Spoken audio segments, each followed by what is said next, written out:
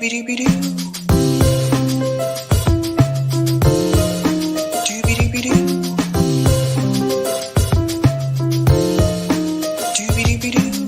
your host, sabrinasalvati.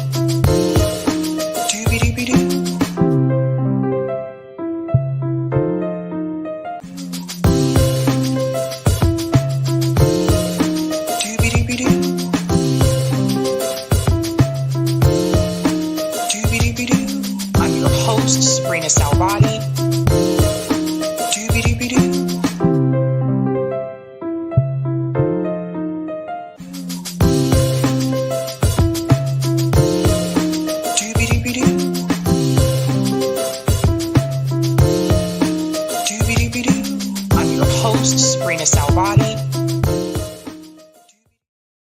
All right. Happy Thursday, ladies and gentlemen. I'm your host, Sabrina Salvati. My special guest tonight is Dr. Jill Stein. She's the Green Party presidential candidate and her campaign manager, Jason Call. Welcome, Jill and Jason.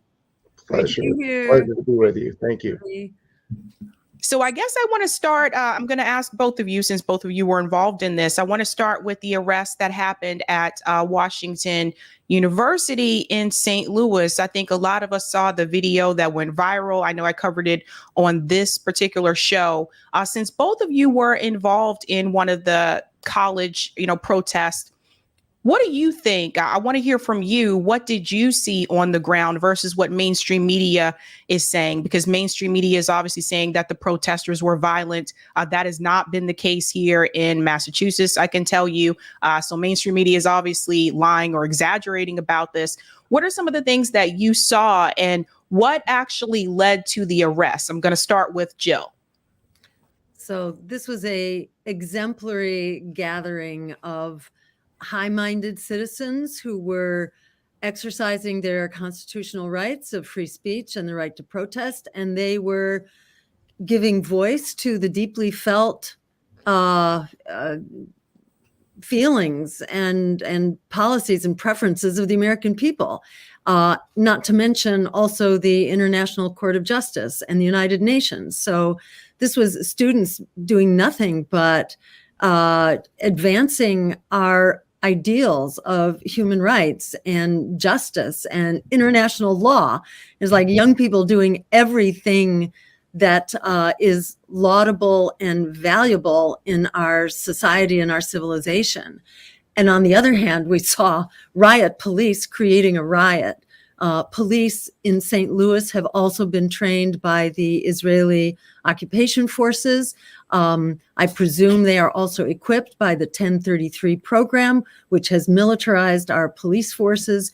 And, we saw extremely fascistic police who had been called in by the University of Washington in St. Louis, and just acting in an extremely oppressive, brutal, anti-democratic, fascistic way. So, it was clear who the good guys were and who the violent and inhumane forces were between the university and the police, and bowing that the students were objecting to, the fact that the university has contracts with this war profiteer whose weapons are being used to kill innocent women and children. So it's like this was motherhood and apple pie.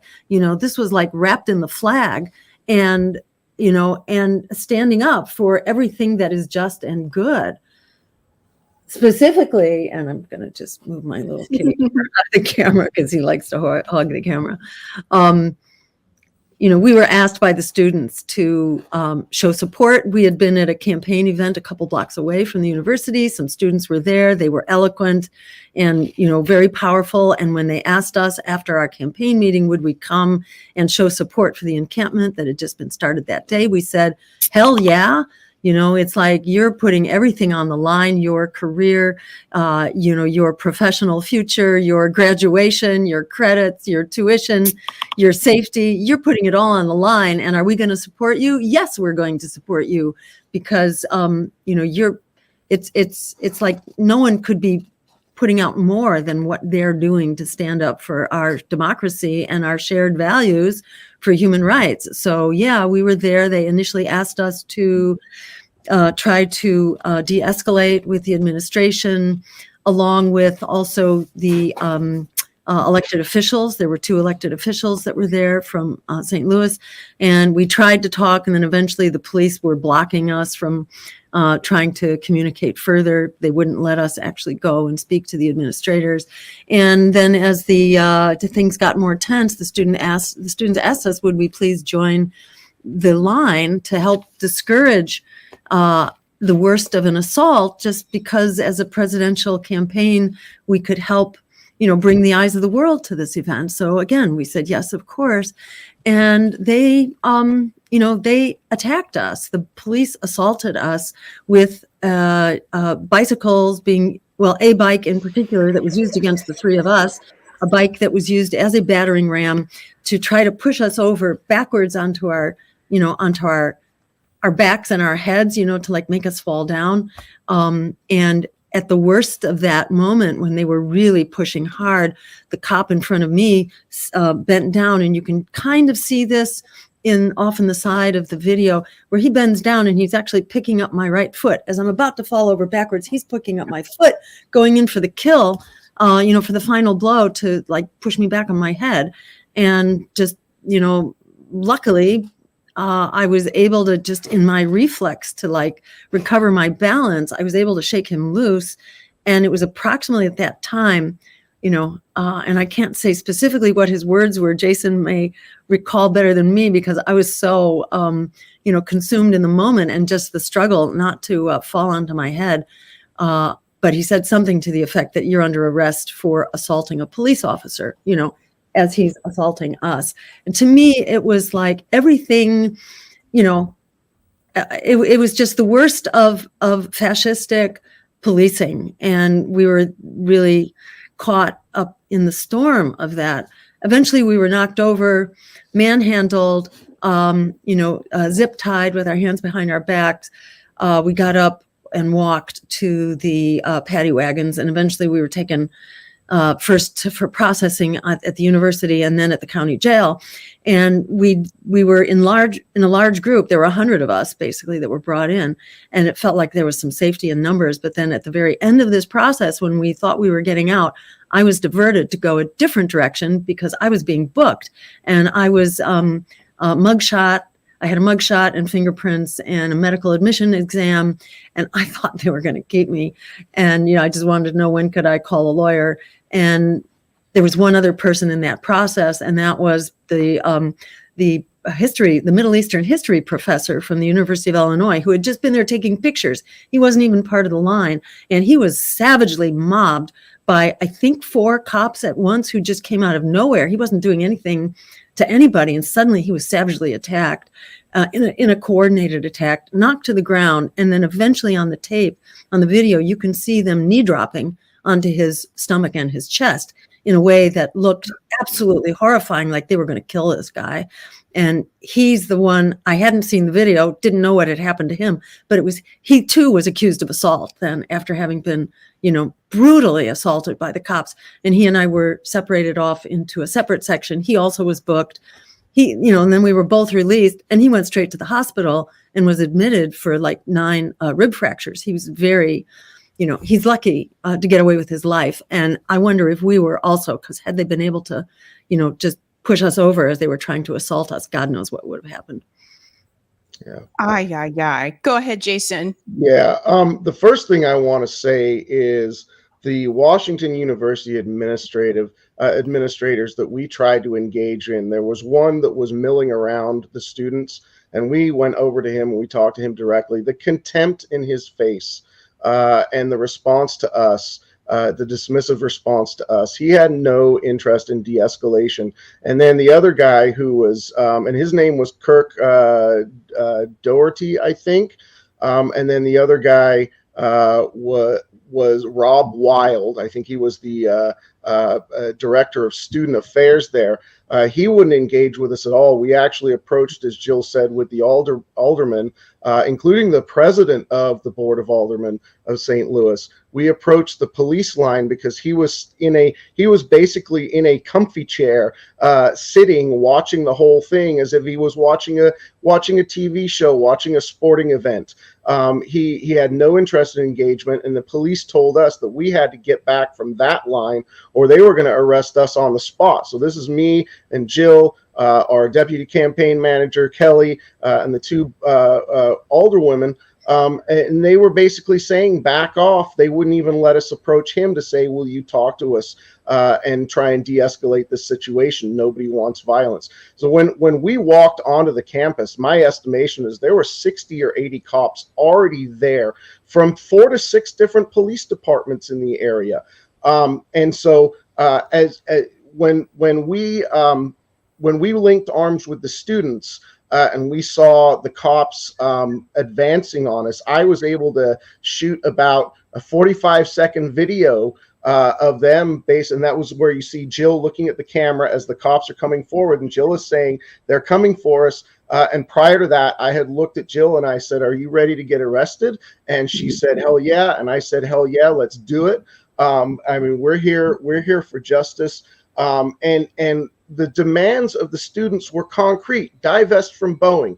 Boeing is manufacturing munitions that have been proven to be used in Gaza now at a nearby St. Charles plant. I think it's about 30 miles away from the university. And that's what the students wanted. The university is invested in Boeing, and they wanted divestment. And they have a right to demand that. They have a right as students to dissociate with that and demand a dissociation with that. But in terms of the students being violent, absolutely not. It's the most ridiculous charge in the world. And I do want to say that, and I think it was because we had identified ourselves as a presidential team when we tried to engage with the Director of Student Affairs, Rob Wild, that they knew who Jill was. When they advanced on us, there's no doubt in my mind. Before they even got to us, they pointed at her and said, she's under arrest. So they knew who she was. And not only was the cop on one side, on the far side of me, trying to pull Jill's leg out from under her, you'll see in the video a big, tall cop, county cop in a brown shirt, in a brown shirt, reaching over. And you don't actually see it in the video, but he has Jill's whole arm in his big hand, and he was trying to pull her. Now, I don't mind saying I was hitting on a cop. I was smacking his arm, and I said, get your hand off her. You're going to break her fucking arm. And I had to say that 3 times to him before he tried to release. He was trying to pull her towards him while the other cops were pushing a bicycle into her, pushing her backwards. It was such a violent and dangerous situation. It was amazing to me. And when they kind of finally broke the ground, broke the line, and they pulled me down, honest to God, I had a cop kneeling on my back, and I had an I can't breathe moment. And the only thing, because of the history of I can't breathe, the only thing that was going through my mind was I was absolutely terrified, and I was yelling at them, I can't breathe, I can't breathe. They finally got me up, and in my mind, the very first thing that I thought was, my God, George Floyd went through that for 9 minutes. And I probably didn't go through it more than 25, 30 seconds at the very most, but it was terrifying. It was absolutely terrifying. I was in fear of my life for that brief instant. Once they got me up, everything was okay. But the resolve and the resilience of these students was amazing. Just bless them for their actions. We got hauled into the paddy. Jill and I were among the first to get hauled out of there and put in the back of the paddy wagon. And once they had that paddy wagon loaded up, we all started singing "Free Palestine" in the back of the in the back of the paddy wagon. And then for the many hours, the 5 to 7 hours, 7 hours on my end, because I was one of the first arrested and one of the last released, that in that jail cell, the solidarity and the community and the resolve that we were there, we did the right thing, we did it for the right reason. Nobody was worried about it. They were like, in fact, there was one of the students in there, he was a freshman, he was 18 years old, and he was telling us how his parents were Zionists and they didn't know that he supported Palestine. And I said, well, dude, this is a hell of a way to come out. So So, we would not have chosen. We were invited to be there, and we were proud to be there, and we would have not have chosen to do any other thing in that moment. But the police were violent, and the protesters were not, and it's quite clear from the video. And this is what I was trying to tell, when Dr. West first announced his campaign and came on, we had this conversation about Joe Biden being a fascist. And this is one of the things I was saying to Dr. West back then, that it's not just Donald Trump that represents fascism. Fascism is happening under the Democratic Party as well. And a part of the reason why you have the police presence that you have is because Joe Biden did fund the police. He decided to give them more money. He still wants to give them more money even after these protests. And so the police, so you look around the country, the cop cities that are starting to pop up, this idea of militarizing the police. The first time that I saw that was actually under the Democratic Party. It was under Barack Obama when he sent the police, militarized police, into Ferguson. And a lot of people forget this. A lot of people focus on the George Floyd protest because that was under Donald Trump. But we got to remember that Barack Obama also sent in militarized police into Ferguson. This was after Mike Brown was killed by a police officer. So you have fascism on both sides. And there's an article done by Ebony Magazine. We found an article about the idea, and just prior to, like 5 days prior to us being in St. Louis, we were in Atlanta, and Jill, and we were at the site of Cop City down there, of which there are almost 6 dozen in this country in some sort of phase of funding and construction. But you go ahead, Jill. And I was just going to add that, this is under solid, practically wall-to-wall Democratic city administrations like in Atlanta. So, this is what fascism looks like. We don't need to wait for Donald Trump. It is alive and well right now.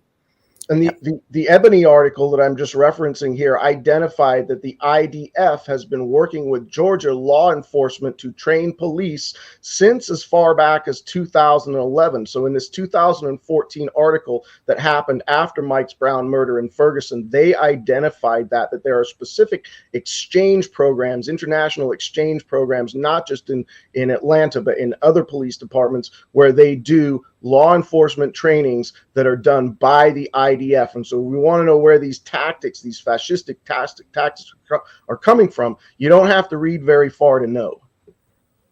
Very well said. Well, there was an event, like actually after the arrest, you went immediately into another event, and actually my comrade, Nick Cruz from RBN, actually spoke on the panel with you, Jill. I want to hear a little bit about this event that took place there. And what was it like having both you and Nick on that panel? I know Nick was really excited, so.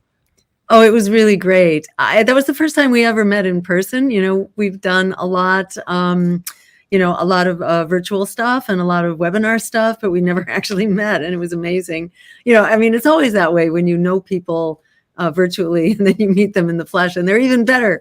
They're even more powerful than they were online. And yeah, it was just so great. I loved everything that he said. We were there with 2 students, who one was kind of part of the climate community and was Jewish and was just kind of beginning to find his way outside of Zionism and to oppose it, and to become active against the genocide. And the other student, trying to remember what they were. Campus feminist movement.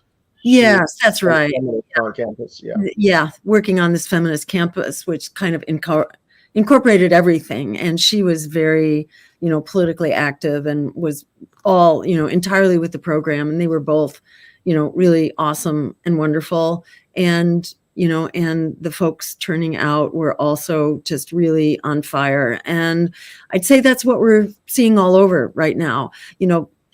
A lot of students, students are very focused on the battles on their campus right now. So they're not coming out, for events outside of their campuses. They have their hands really full. But, usually a few of them are coming out as like ambassadors from their campus movement. And so they're like representing their movement. But the people who are coming out sort of for the event themselves, as opposed to the speakers, those are, like really interesting people. And for the most part, people who haven't been a part of green politics before. And so many people are just hitting their breaking point. But I have to say with Nick, it was just really great. And it felt like there was such a powerful collaboration going on, and that we were coming from exactly the same place. And it was just really uplifting. Synergy in that room. Absolutely a synergy in that room. Great. It was great. Yes, I thought it was awesome. Nick posted it on RBN, so I watched it. I was like, "Oh, this is so good! This is so great!" Again, for those who don't know, like when you actually finally meet someone in person, it's like a whole different feeling. Because, like, you know, a lot of us, we live in different states, or, you know, I mean, Jason's all the way on the West Coast. And so when you actually do get to meet some of the people that you talk to, like virtually, when you get to meet them in person, it's like, whoa, you know. And then I personally get to realize just how tall everyone is. So when I first see everyone in person, I'm like, everyone's so tall. You don't know when they're sitting down on camera. You also received an endorsement from Jeffrey Sachs. Now, this blew my mind. I was not expecting this.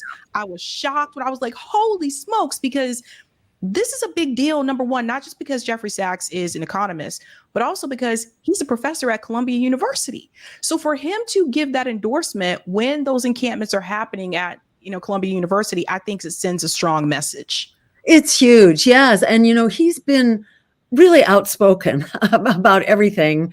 But starting with, you know, the outbreak of the war in Ukraine, you know, it started at least in 2014, but, you know, it didn't really go ballistic until, 2022. And he was very outspoken, and he was like one of the few people in the settled world, you know, of academics who doesn't make any bones about it. I mean, he'll just say what he thinks, and he's very well informed. You know, he's kind of had a front row seat in history since, you know, like the 80s or something like that. So, you know, he's been there, and, you know, had a really powerful message about Ukraine. And he was one of the very few people to debunk the establishment, the political elites on this. And so I began really tuning into him and seeing him as just a huge resource for the anti-war community and the peace community and everything, actually, and also his point of view on COVID and the lab leak theory. You know, he really lifted that up as kind of the person appointed by the Lancet, you know, this very establishment, institution, this foremost medical journal recognized globally. And he was the guy kind of convening their review of what happened, you know, and how did COVID get here? And is there kind of malfeasance at the policy level and the institutional level that got us here? You know, we're U.S., medical and research institutions kind of a driver in this.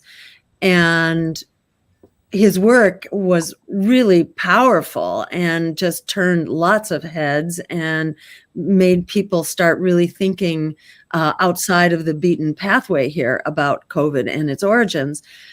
And that, you know, even really made me respect him more. And then, you know, on the whole Gaza-Israel thing, he's just been really very outspoken and principled, and just kind of like a North Star for lots of people and people who wanted more background and information. And I heard him maybe about 8 weeks ago. I heard him say that he was done with the Democratic Party, that he had basically stepped away. And I thought at the time, oh my God, how do we get in touch with him? You know, because if he's stepping away from the Democratic Party, you know, he needs to be aligning with us, because, you know, divided we're conquered. But if we kind of get together on this, you know, we can make something happen. And I was still trying to figure out how to get in touch with him when I got an email from his wife with his just putting us on a distribution list for his articles. And I wrote her back saying, wow, this is really great. I'm a big fan. I've been trying to figure out, you know, how to get on his pipeline. And she wrote me back saying, well, we're big fans of you. And then I said, well, I'm going to be in New York next week. How about we get together and figure out how to stop the world from blowing up? And And she wrote back and said, yeah, let's get together. And we did. And, it was just like, we are on the same team here. We are, all of us really flat out here. And we understand that the world is blowing up, and that if we don't take really, extraordinary steps right now to stop the trajectory that we're on, the world is blowing up in many ways, not only war, nuclear war, climate, genocide, the economy's melting down. I mean, he really sees things exactly as we do, but coming from a very establishment and, academic perspective, which is kind of not where we're coming from. We're kind of coming from a much more grassroots activist perspective, but we completely converge. And his arguments and his experience really lend much more credibility. So, so he was like totally with the program when we got together and figured out how we could collaborate.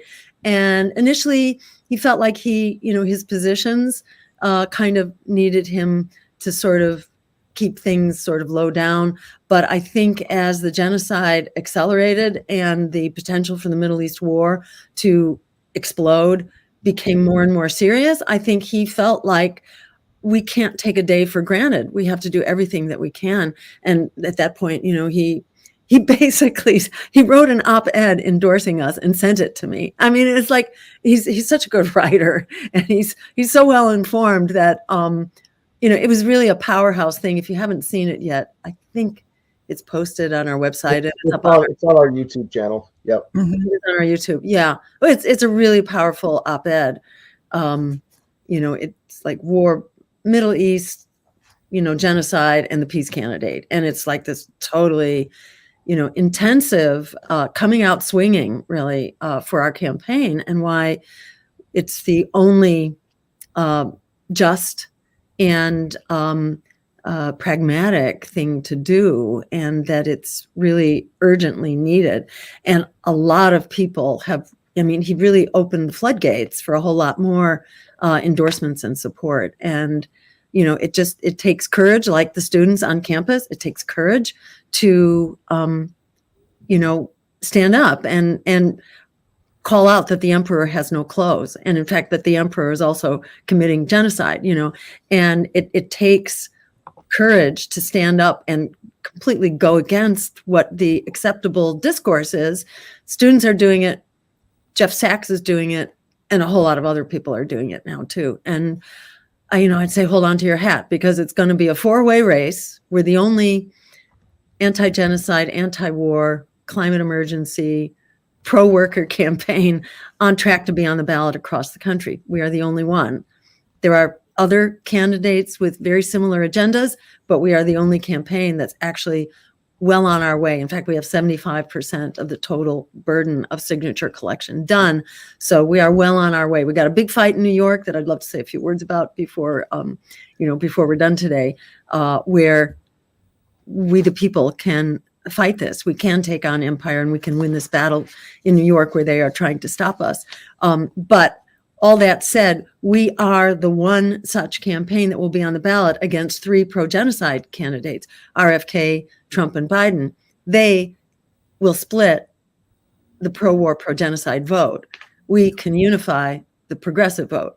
And when you're in a four-way race, it's possible to win that race with as little as 26% of the vote. You can then win a majority of the electoral college votes and actually win the election. So we're really trying to get people to raise the bar here, and to act with the courage of our convictions, and with the just mind-boggling possibilities of this perfect storm that we are in for a massive political realignment, and an uprising, a political uprising that's actually in full swing right now.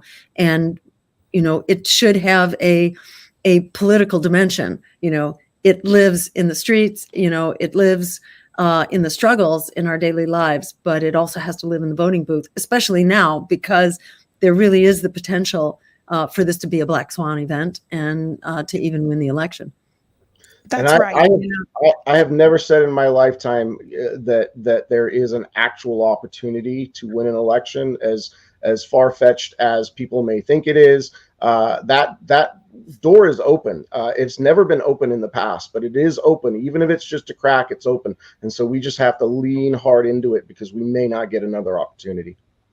That's right. And speaking of ballot access, I'm going to pivot right back to you, Jason. I did see that you had a post where the New York Times apparently, I guess, is obviously releasing false information about your ballot access. Like I've told people over and over again, obviously the Green Party is the best chance to get the most ballot access across the country. Jill, if I remember correctly, when you ran in 2016, I believe you were in over 45 states, like on the ballot. 47. 47. Yeah. I believe that will happen again, if not more. I'm going to start with you, Jason, because you were the one that posted the tweet about the New York, I believe it was the New York Times lying about your ballot access. I don't know that they're lying as much as they are misleading. And if they had just bothered to call the campaign and ask what, we never received any commentary or any request to discuss what the state of ballot access was for us. And so, the big glaring thing for us, which is very damaging to the campaign, is that we are actively petitioning in New York. And they published this big article that says that we have failed to qualify in New York. And for a newspaper that has the reach that the New York Times is, I mean, we've still got a month to go before we turn signatures in. And the fact that New York is such a massive lift force, that's damaging for us. I mean, I was angry and I was offended that they would do such journalistic malpractice. But it's not just that. Also, we have turned in signatures for Idaho. Idaho may not have published it yet, but we have done the work, and we were told by all of the counties that we petitioned in that we had the signatures. And just a phone call would have clarified that. And then they say the other thing is that they're in progress in Virginia and Delaware. Well, the truth is we're in progress all over the country. The only states that we are not in progress right now are the 3 states that petitioning hasn't started in, which is Minnesota, Rhode Island, and Tennessee. Their start dates are not until the earliest is the 12th of this month. So just to say, oh, look, we're in progress in these 2 states and leaving all of that wipe on the map, it leads people to think that we're not working for the rest of those states. And we are. We're almost ready to turn in signatures in Alaska, Nevada, and Ohio. And by the way, that's going to put us over 270 by a long shot in terms of electoral college votes. So I thought it was journalistic malpractice. It was misleading. I don't know if they intended to do that. My suspicion is that they probably did, because they do see us as a real threat. And so I thought it was pretty disgusting. Yeah, I want to add too, and I'll pivot to you, Jill.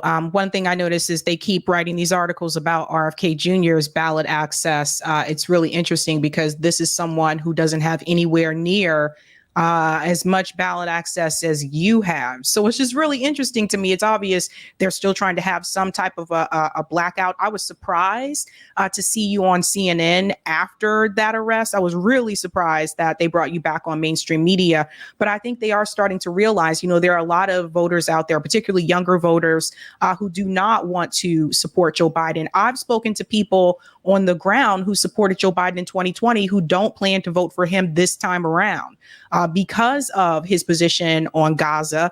Some of them have told me even if there were to be a ceasefire tomorrow, they're still not going to support him because of how long this has gone on and how many people have died.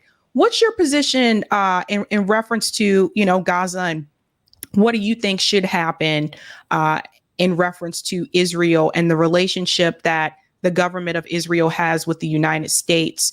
And why do you believe that RFK Jr. is actually even further to the right of Joe Biden when it comes to Israel? Yeah. So first about the U.S. and Israel, Ronald Reagan's Secretary of Defense, Caspar Weinberger, maybe said it best, which is that Israel is the unsinkable battleship for the U.S. In the Middle East. It is basically our outpost for a military,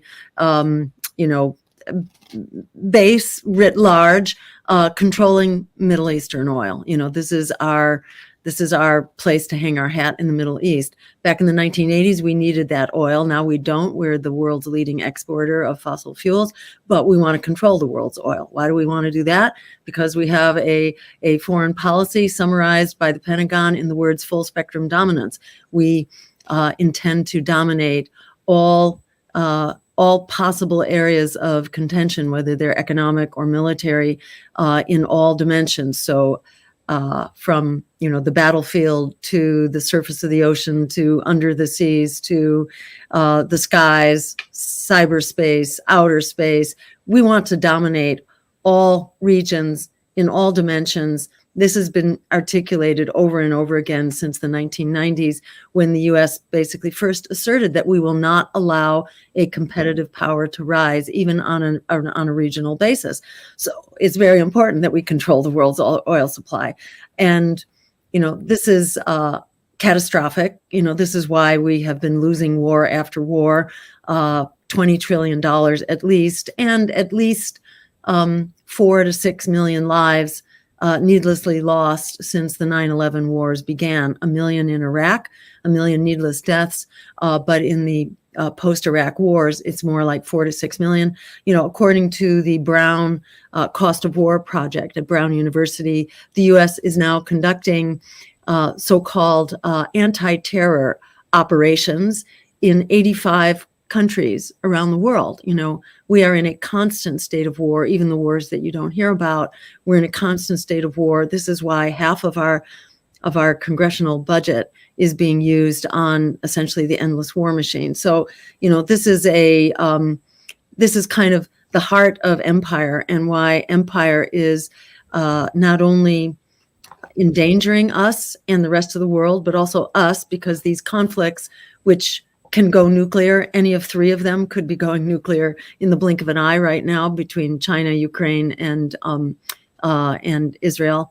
These are potentially nuclear conflicts. So these are dangerous. No conflict now is somewhere else, in somebody else's backyard. They can all go nuclear. And when they do, it doesn't matter where the bombs are going off.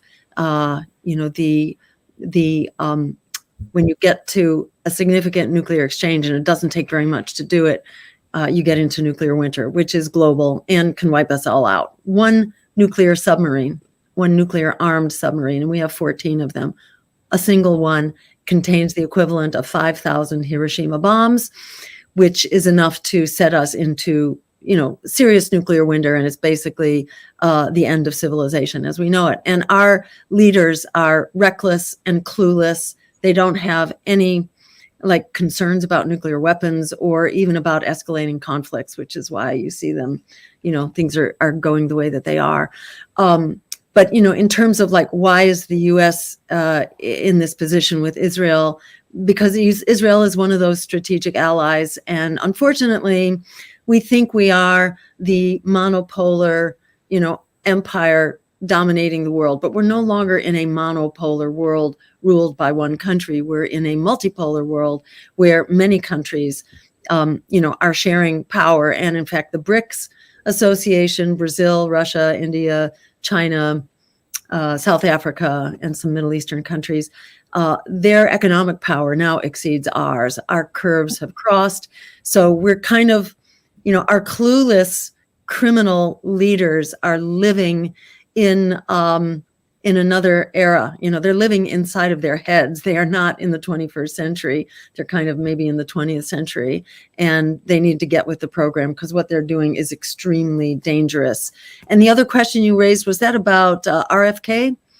Yeah, why is he to the right of Joe Biden on Israel? It's getting weird. Oh, it's very weird. I mean, it gets weirder and weirder, and not only on policy around Israel and the Middle East, but in many policies. RFK claims to be, supporting campaign finance reform and cleaning up our elections. But, listen to what I say, not to what I do, because he's being funded by a super PAC with 2 very big donors, and, and then he appointed a billionaire running mate. So, he's relying on big money to run his race. But it looks like that's why he got all mobilized around Israel. He fundraises with the biggest Zionist fundraisers out there. Sheldon Adelman's, the no longer in this world, but his widow is a very big, Zionist and fundraiser and donor. And RFK has been, doing fundraisers with her and other Zionists, and he at one point, suddenly he had this big coming out for all things Zionist and all things Israel, and declaring the Palestinians the most pampered people in the world, while they're being just slaughtered on an industrial scale. His cluelessness and insensitivity are pretty mind-boggling. And the fact that he still presents himself as being a peace candidate, as though the Middle East war doesn't count. I mean, how do you come off with that? Because the Middle East is a war now. It's an enlarging war where the US and Israel are bombing some 5 or 6 countries between the two of us. Israel is trying to drag us into a war with Iran. Iran is, in an alliance with Russia. And this could go global very easily, in the blink of an eye. This is probably the most dangerous war that we are involved in right now. And RFK is describing himself as a peace candidate while he, supports what's at the heart of this war. I mean, all these conflicts in the Middle East would go away if Joe Biden would simply pick up the phone and act like a commander-in-chief and instruct Israel to cease and desist from the genocide and the occupation and the ethnic cleansing. It could all be stopped in the blink of an eye, as Dwight Eisenhower did in the 1950s. I think it was 1956, when Eisenhower instructed Israel to get out of Egypt. And Israel did. And Ronald Reagan did that in like 86, I think, telling Israel to get the hell out of Lebanon, where Israel had gone to chase the PLO, which was, the Hamas of an earlier era. And it's so infuriating to hear, the apologists in the State Department saying that, we have to eliminate Hamas because their charter at one point, was very, anti-Israel, and it was a diehard opponent of Israel. Well, their revised charter is not. And by the way, they just signed a peace agreement, and they just agreed to put down their arms, which Israel has not agreed to. So let's be clear, this is just BS. This is just, ethnic cleansing, which was the game plan from the very start. And, my message, particularly to other Jews who were raised, my background is Jewish, and I was raised as an implicit Zionist. Everybody was an implicit Zionist because the Palestinians basically didn't exist. This was a land without a people and a people without a land, and we weren't supposed to know about anybody whose human rights were being abused. But even as people began to wake up to what was going on, it wasn't crystal clear. People did not accept what the Palestinians were saying and believed that this was a refuge that was being sought by Jews who, are a traumatized people and lost 6 million people in the Holocaust. And my grandparents were refugees from pogroms. And, so there's a lot of trauma there, as there is, if you scratch the surface, in many people, African Americans, how about, or, indigenous people anywhere. There's a lot of trauma, and the solution to trauma is not armed encampments, and ethno-states, ethno-nationalist states. That doesn't really get us security for anybody. But, my message in particular to people who were raised like I was as implicit Zionists is to understand that there was a massive amount of historic material that was declassified in the 1990s. So in the 1990s, it became really well documented within material possessed in the Israeli National Archives that, in fact, there was a terrorist plan of ethnic cleansing from the get-go, from even before the founding of the State of Israel.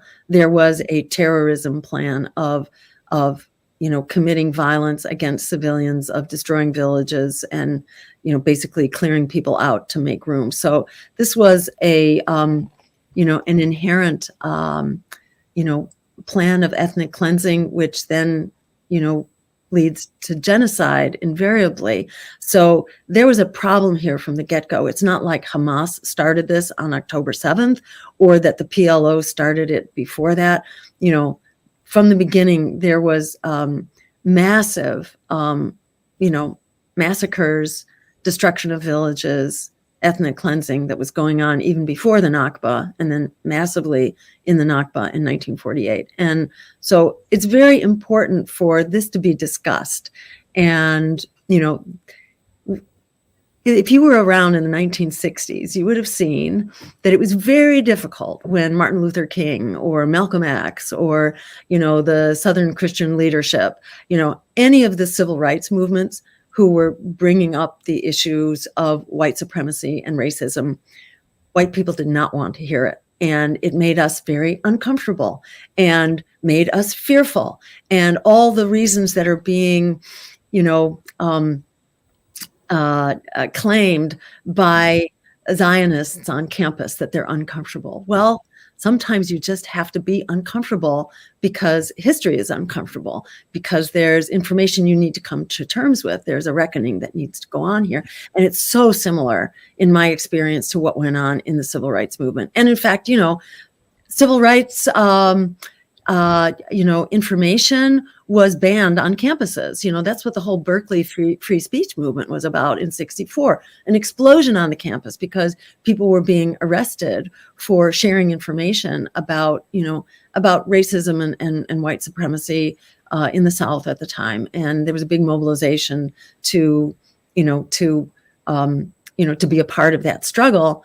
And it was being viciously suppressed on campuses, and there was a free speech movement around it in very much the same way that there's a free speech movement now around the discussion of Zionism, and Zionism and anti-Semitism really has been weaponized in order to silence a political discussion that urgently has to happen right now, not only because of realities in this country and what this is doing to our civil liberties and our freedom of speech, but also what is happening in Israel and Gaza now has everything to do with that. And this has to be stopped in its tracks. And as part of that discussion, to understand what's going on here now, we have to be able to talk about Zionism.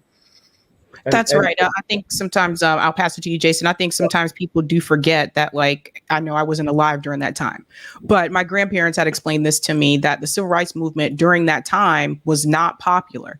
So it's not always about, doing what everyone else is going to accept, or more so what the media is going to accept, or what our government thinks is the right thing to do, because our government has been wrong on a number of issues, and they were late to the table when the people were correct. The college students had it right. The college students had it right against, protesting against the war in Vietnam. They had it right about, the civil rights movement. It was our government that was late to the table. So people have to always remember that. Go ahead, Jason. They had it right about apartheid in South Africa too. And just to kind of bring it back to RFK, we would love to have this debate with RFK in public.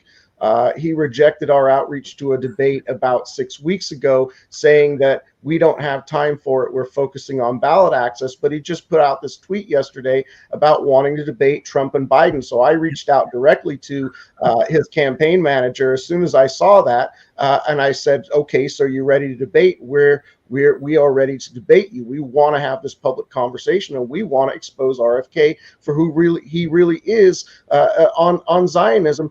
And the response that I got back was, no, we're not going to do it. But now the excuse is basically you're not polling high enough, and if that was kind of the way it was categorized. But this is an opportunity to say that some polls have come out recently in the last couple of weeks that have shown a Wisconsin CBS poll put us at 22% for 18 to 30-year-olds, which is absolutely phenomenal. And that was in a three-way race: Stein, Trump, Biden. We're polling at 22%. And then a new one was just put out by Quinnipiac, and we are polling at 13% in a five-way race that includes West, Stein, RFK, Trump, and Biden. So this is really significant. The movement is growing, and I do want to put out there that while we were polling at 13% in that same demographic, Cornel West was polling at 3%. Yeah, it's really interesting. I think RFK Jr. and I, the first, I guess, eye roll for me was when he said he would debate Max Blumenthal, and then he decided not to do that. That was a very mask off moment. So I told people to start paying attention to that. Then he doesn't want to have this conversation with anyone that's really going to challenge him on Israel, particularly someone who, Jill Stein is Jewish, particularly someone like Jill or Max, who they actually are Jewish. He does not want to have that conversation. So he's avoided all of that. And I'm just like, yeah, we're supposed to believe that you're going to push back against the establishment. You are the establishment. RFK Jr.'s campaign is this idea of an independent campaign, but it's really not independent of the two parties when you look at the establishment piece. He is still very much a part of the establishment, and that's why he's not willing to, in my opinion, push back on Israel as much as he could. One of the questions I do have for you, Jill, is about executive order. So one of the things we've been pretty critical about, of course, to President Biden is that there are a number of things that he could have done by executive order that he decided not to do. One of the easiest ones, or the biggies, I think, is to obviously legalize recreational marijuana. And that's something that I think people of both parties, Republican Party and Democratic Party, actually support. But he's not willing to do that. If you were president of the United States, what are some of the policies that you would implement by executive order? Yeah, and let me tell you, this is part of our day one agenda. Okay, so it starts with ending all transfer of weapons and aid to Israel and potentially other human rights abusers like Saudi Arabia too, but for sure with Israel. So the genocide is over on day one. We would free Julian Assange and Edward Snowden and Leonard Peltier and other political prisoners. We would also provide amnesty to all the incarcerated people who are serving time for the simple possession, use, or cultivation of marijuana and actually other substances as well. We would legalize cannabis, and we would begin a process of legalizing all drugs, or shall we say decriminalizing initially all drugs, so that drug use or misuse is dealt with as a public health problem, not as a criminal problem. So that all begins on day one, including the legalization of marijuana, and probably psilocybin would be thrown in there as well. We would declare a climate emergency on day one, so that at that point it becomes possible to shut down this development of fossil fuels that impact the coastline at all, because the coastlines can be regulated on an emergency basis. So Joe Biden has authorized 22 liquid natural gas export facilities, and most of these were approved in the wake of the Nord Stream sabotage, the most destructive act of environmental sabotage ever in history, yet it's gone uninvestigated. In a rather suspicious way. We've not investigated that, whereas spray painting, the exterior of a coal plant, and you are an environmental terrorist, or doing so to a pipeline, you're a terrorist and you're going to jail for maybe 10 or 20 years. But this worst act of environmental terrorism, nothing happens on that. So at any rate, Biden has approved these 22 LNG export facilities, and liquid natural gas, or methane, is the most destructive fossil fuel out there by far. And according to the Sierra Club, these 22 export facilities are the equivalent of, get this, building 440 new coal plants. It knocks back all progress on climate reductions, on climate emissions reductions. It knocks it back to the year 2005. It actually far outstrips anything that Trump has done, any harm that Trump has done to the climate.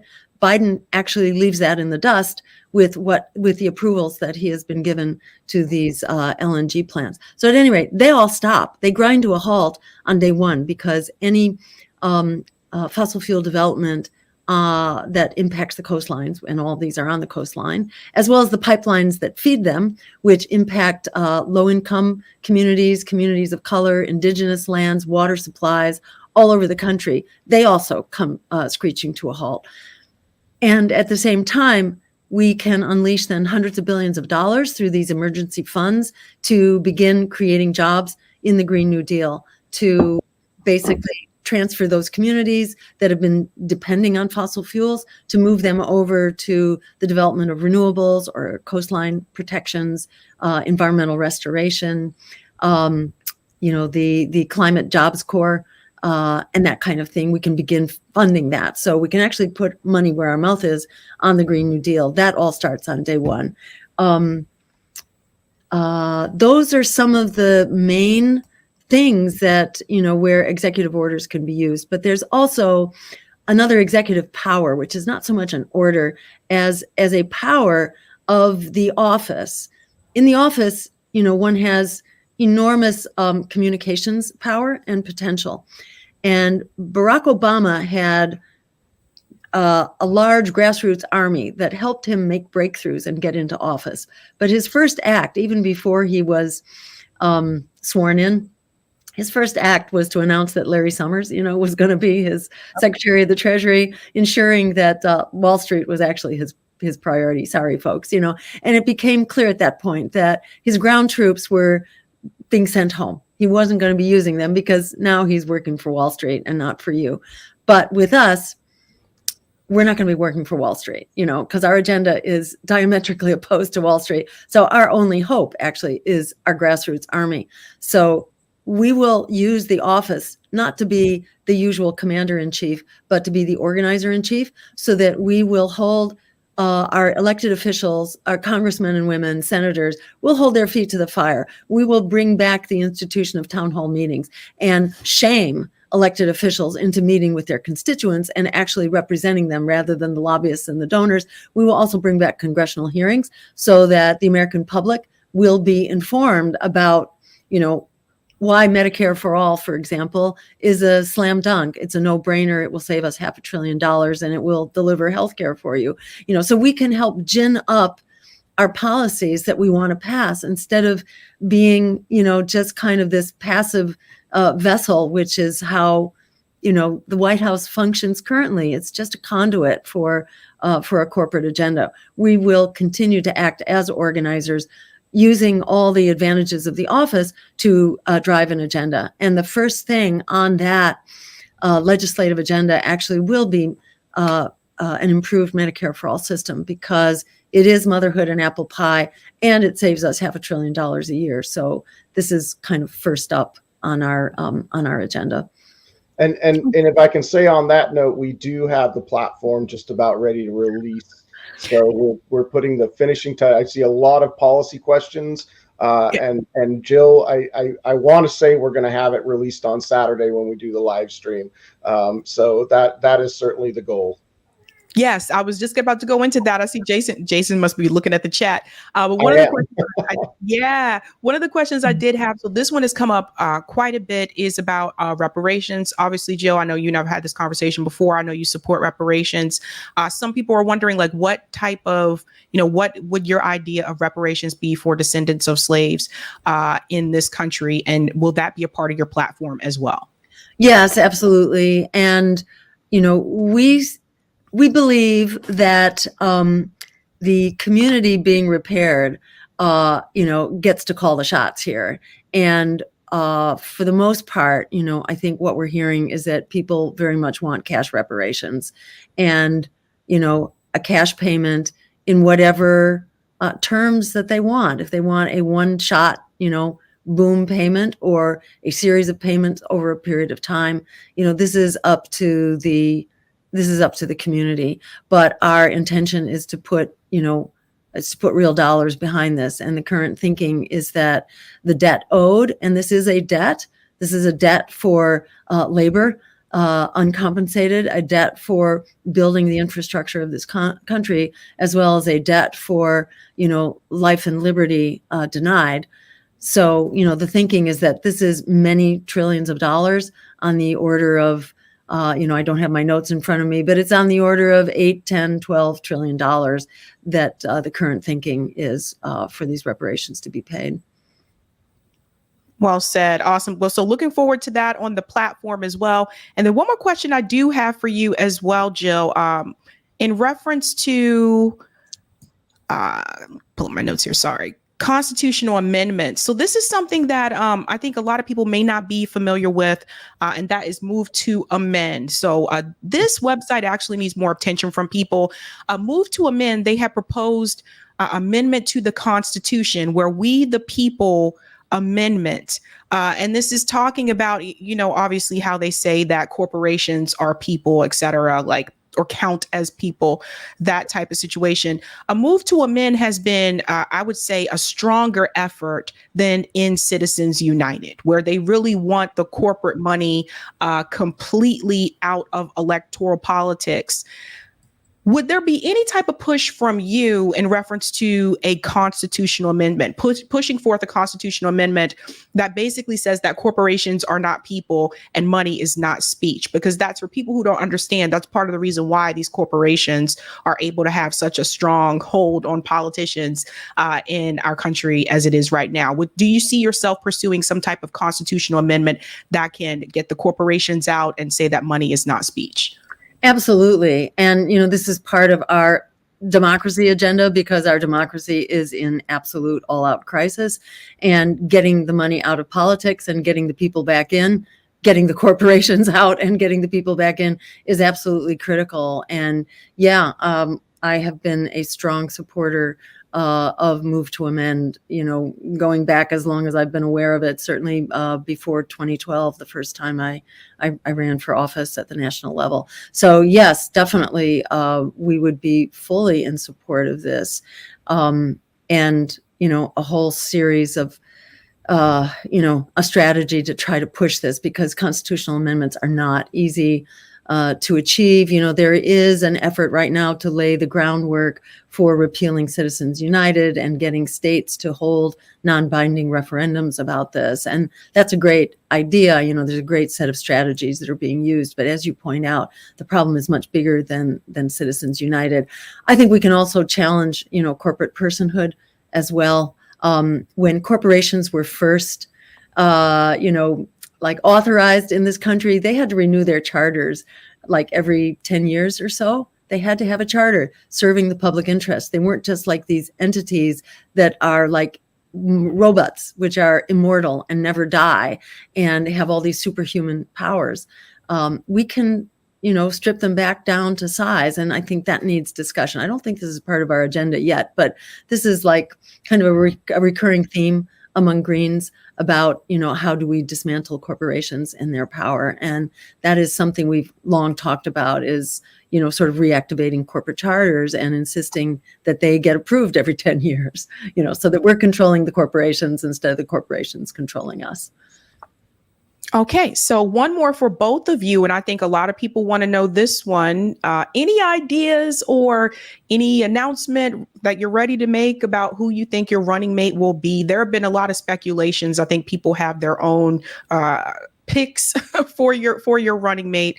I think you know, some people, they were hoping that you and Dr. West would run together. Obviously, it doesn't look like that is going to be likely. But any ideas of who your running mate would be, or the type of running mate that you are looking for? You know, I think that the pairing that we did in 2016 with Ajamu, Baraka, and myself, you know, that was a wonderful ticket. And we just brought a whole lot of diverse energy together that was just so synergistic. And to my mind, that's kind of like a model. And, you know, so I would just say that whoever it is, they're not going to look like me, and, you know, be as different as possible. So I think that's about all I can say right now. Jason, do you want to add anything to that? I will just say that, you know, it's a decision that takes a lot of deliberation. And I want people to be confident that the right person will be revealed at the right time, and and it will be the right team. So if people can just have confidence in that, the person has not revealed themselves yet, but you know, we have a short list and we have feelers out, and we have had some discussions with people, you know, and reaching out to somebody who you think would be a good pick and saying, hey, would you be interested in this? Sometimes that does not always come back with the answer that, yeah, you know, it's not the right time for them. You know, so all sorts, there's so many factors involved in this, But just to say, when it comes down to it, it's not going to be the wrong person. It will be absolutely the right person, and people will know it. And if there was any last thing that we could address before we wrap up, it is the fact that we are working hard for New York State right now. Michael Pan, hi Michael. The question is, what is the ground game in the interim? Well, the ground game is ballot access. We are working really, really hard on getting ballot access in New York. As you know, it's a $45,000 signature requirement. We have committed a substantial amount of money to paid petitioners in New York. They are working hard right now. The deadline is May 28th. If you are in New York and you would all want to help with this effort, please get in touch with the Green Party of New York, get in touch with the Stein campaign, help us out with signatures. We are confident we're going to make it. And then the sort of ripple effect from us being on the ballot in New York, and we will be the only progressive campaign on the ballot in New York. Claudia and Karina are not petitioning in New York. And I don't want to throw shade on Dr. West, but we don't think from our assessment that he's going to make it in New York. So if a progressive campaign, a left campaign gets on the ballot in New York, it will be us, and we're pretty confident we'll do it. But that will have massive ripple effects in helping us get on the ballot in every other state in the country. New York is the linchpin for our campaign in terms of ballot access right now. And think of New York as like the empire's last stand. This is where they're really trying to cut us off at the pass. This is a secret provision that was buried in the budget in 2022. Nobody knew about it. It wasn't debated. And this was Andrew Cuomo's effort to ensure that he wouldn't have to face a third-party challenger again, whether it was the working families or anybody. He was just going to keep everyone off the ballot. And that's what he's done. So they've created this requirement, 45,000 so-called valid signatures. That means that the signature on the petition has to match exactly the signature with the voter registration. So if you registered to vote with your middle name, but you only write your middle initial on the petition, the name can be thrown out. And New York, or rather the DNC, the Democratic National Committee, has hired an army of lawyers. They've been proud to announce they're so clueless. They just admit how corrupt they are. They've hired an army of lawyers to try to nitpick us off the ballot and basically just eliminate their competition because they can't, fight us in the realm of the contest of ideas. They have to try to, use dirty tricks to get us out of the way. And so we have to collect not just the 45,000, you've got to double it because of the dirty tricks. We got to collect 90,000 in 6 weeks. This is very, very difficult. This is the most difficult state of all. So this is where they rely on sidelining us. We have 75% of the total signatures done. We are on in just about all of the other difficult and large states in particular. So New York is their last stand where they try to block us. So if you want genocide to stop, to be front and center in this election, that depends on our getting on the ballot in New York, because otherwise the establishment will sideline you and mainstream media won't pay attention to you. They will use one state as the excuse for not covering you and saying, you're not a credible, full-bore candidate. So for us to have a really full-powered challenge to empire, we need to be on in New York. If you live near New York, or not even near New York, but you're willing to come into New York and carry a petition and talk to people, we're doing this in groups, so it's fun. We go to farmers markets, we go to festivals and collect signatures. If you would like to help ensure that genocide is going to be front and center in this election, because otherwise it won't be even, mentioned or discussed. If you want to get genocide and war and the climate crisis, and the workers' agenda, because otherwise that won't be in the. Let me do a shout out to Eric and corruption yeah, on the absolutely ballot. Corruption, all of it. Pick your favorite issue. It's not going to be there. If you are a progressive, if you are not a creature of Wall Street and the war machine, you want us on the ballot, and to get your issues on the ballot, come and lend a hand, because this is an absolute perfect storm now for challenging empire at a time when people have never been more fed up with being thrown under the bus, when more people, there've never been so many people who are clamoring for another option. This really is a perfect storm for changing power and challenging power. So I really encourage you, if there was ever a time to kick in, this is it. This is a potentially winnable election. And if we stand up and fight with the courage of our convictions, we can do this. We have the numbers. Remember, it's 68% of Americans who abhor this genocide and want to shut it down right now. So on genocide, we would win. On healthcare as a human right. On housing, half of all renters right now cannot afford to keep a roof over their heads. Half of all renters are paying more than 30%. In many states, in New York, for example, it's more like 50%, 60% of your income is going to your rent right now. It's just outrageous, because it's the real estate industry that's calling the shots, and the policies generate maximum profit. So if you want to fix this stuff, know that we have the numbers. We have the numbers. We have the agenda. We have the moral imperative of this moment, of this era, to stand up and stop genocide. We can make that happen in this race if we stand up with the courage of our convictions, and we don't allow this mindless propaganda that we're powerless, to get under your skin. Just tune it out. As Frederick Douglass said, power concedes nothing without a demand. It never has, and it never will. We have to bring that demand to the political discourse. We are the ones we've been waiting for. And as Alice Walker said, the biggest way people give up power is by not knowing we have it to start with. We have the power. We have the numbers. We have the moral authority here. All we need is the courage of our convictions to do this, to stand up together, and we will be unstoppable if we do that. So please come and join us, and go to jillstein2024.com, and you can, drop a note through the portal. You can sign up to volunteer on Ballot Access, and just clarify in your note that you can come to New York, or you're ready to come, or you already live there, whatever, and we will scoop you up, and we will be, right back at you right away to make this happen. Awesome. Dr. Jill Stein and Jason Call, thank you both so much, and good luck. Thank you. Great to talk with you, Sabby, as always. Bye. Bye. Take care. All right, guys. That was Dr. Jill Stein and, of course, Jason Call. Jason Call is her campaign manager. Thank you to both of them. That was a lot of information there for you guys, but we also have 3 more stories to discuss for you tonight. I'm trying to move this little thing of mine out of the way.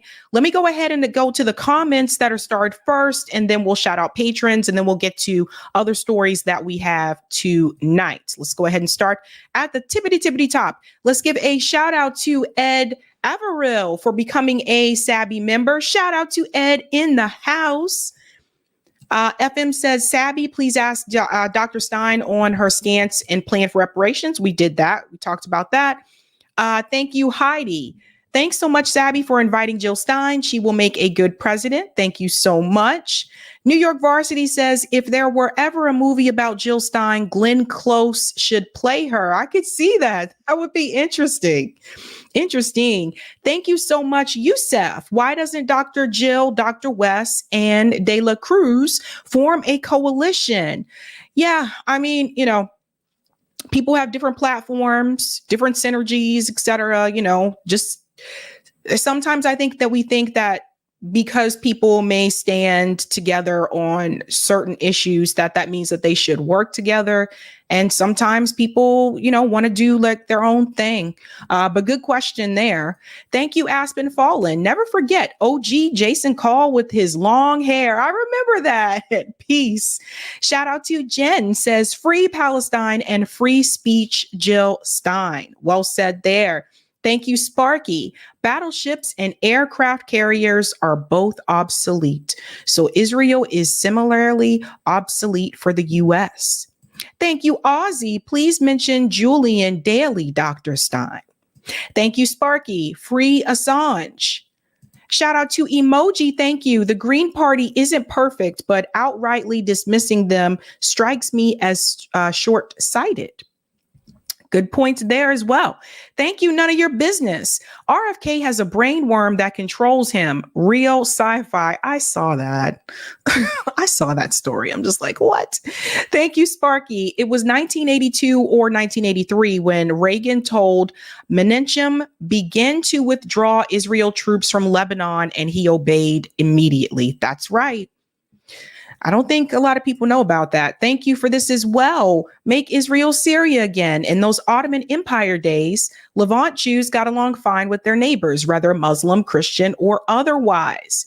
Thank you for this one as well. Fun fact, in 1492, the Ottoman Empire sent ships to rescue Jews from the Spanish Inquisition.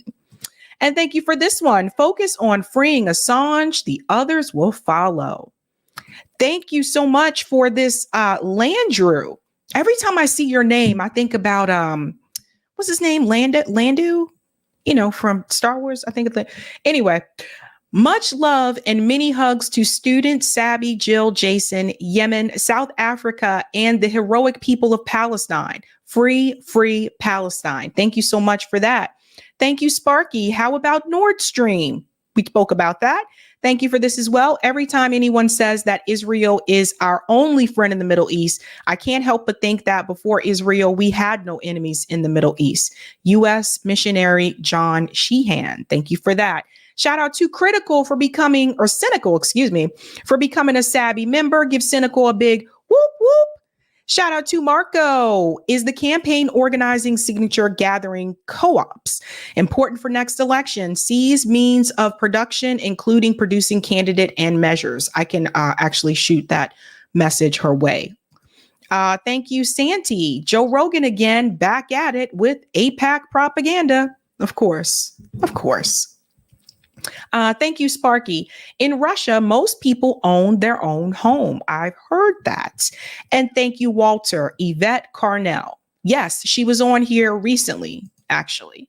Thank you so much for that. Let's get the comment on Rockfin Eric, and then we can shout out patrons and keep moving on. Thank you for the tip on Rockfin JVB. Thank you, Jill, Jason, and Sabby. Thank you, Hemp Car. Can Jill Stein debate Diane Sayre? I couldn't tip the other day, so reposting. Whatever happened to the poorest president in Uruguay? CIA take out all the real ones. They put in Mossad in house arrest. One of the few times they don't kill them. Max Kaiser said on the JD show that the CIA couldn't coup Venezuela. They're dim-witted, screw-up party boys these days, riding their inheritance. I can see that. Thank you for this as well. There's a really good book from Bullet to Ballot by Jacoby Williams. It's about the Rainbow Coalition and the free breakfast programs in Fred Hampton and all about how they accomplished it.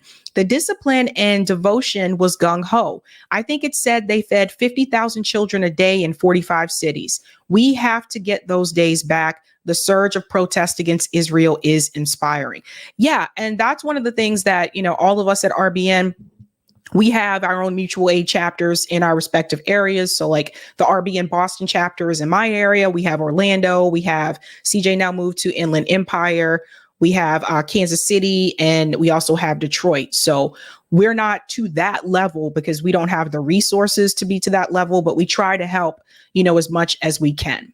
But yes, thank you so much for that. Let's go ahead and give a shout out to everyone who is a Sabby patron. Thank you guys so much for your support. You're doing the damn thing, holding down the fort. Thank you so much. If you're interested in being a Sabby patron, I have 5 categories: Ultimate, Sabinators, Sabsters. There's also Sabbies, and there's also members. All of their names are listed here. And you can also see their names scrolling across the bottom of the screen there on the ticker. All right. And we have a new Sabby patron. Over here, we call them newbies. Let's give it up for Penny Arcos. Thank you. Thank you so much. Patrons. Don't know what I said about that, but I did. Anywho, what else are we discussing tonight, ladies and gentlemen? If you haven't had a chance to do so, go ahead and smash that like button. If you are new, don't forget to like, sub, and share. And let's go ahead and bring up that beautiful thumbnail to show you what else we are discussing tonight. Dun, dun, dun. All right, ladies and gentlemen, get ready, get comfy. Tonight, we are discussing Abby Martin's debate. This is another debate that Abby Martin has had on Piers Morgan's show. Things got a little bit crazy during this debate, actually. The guy went all nutso.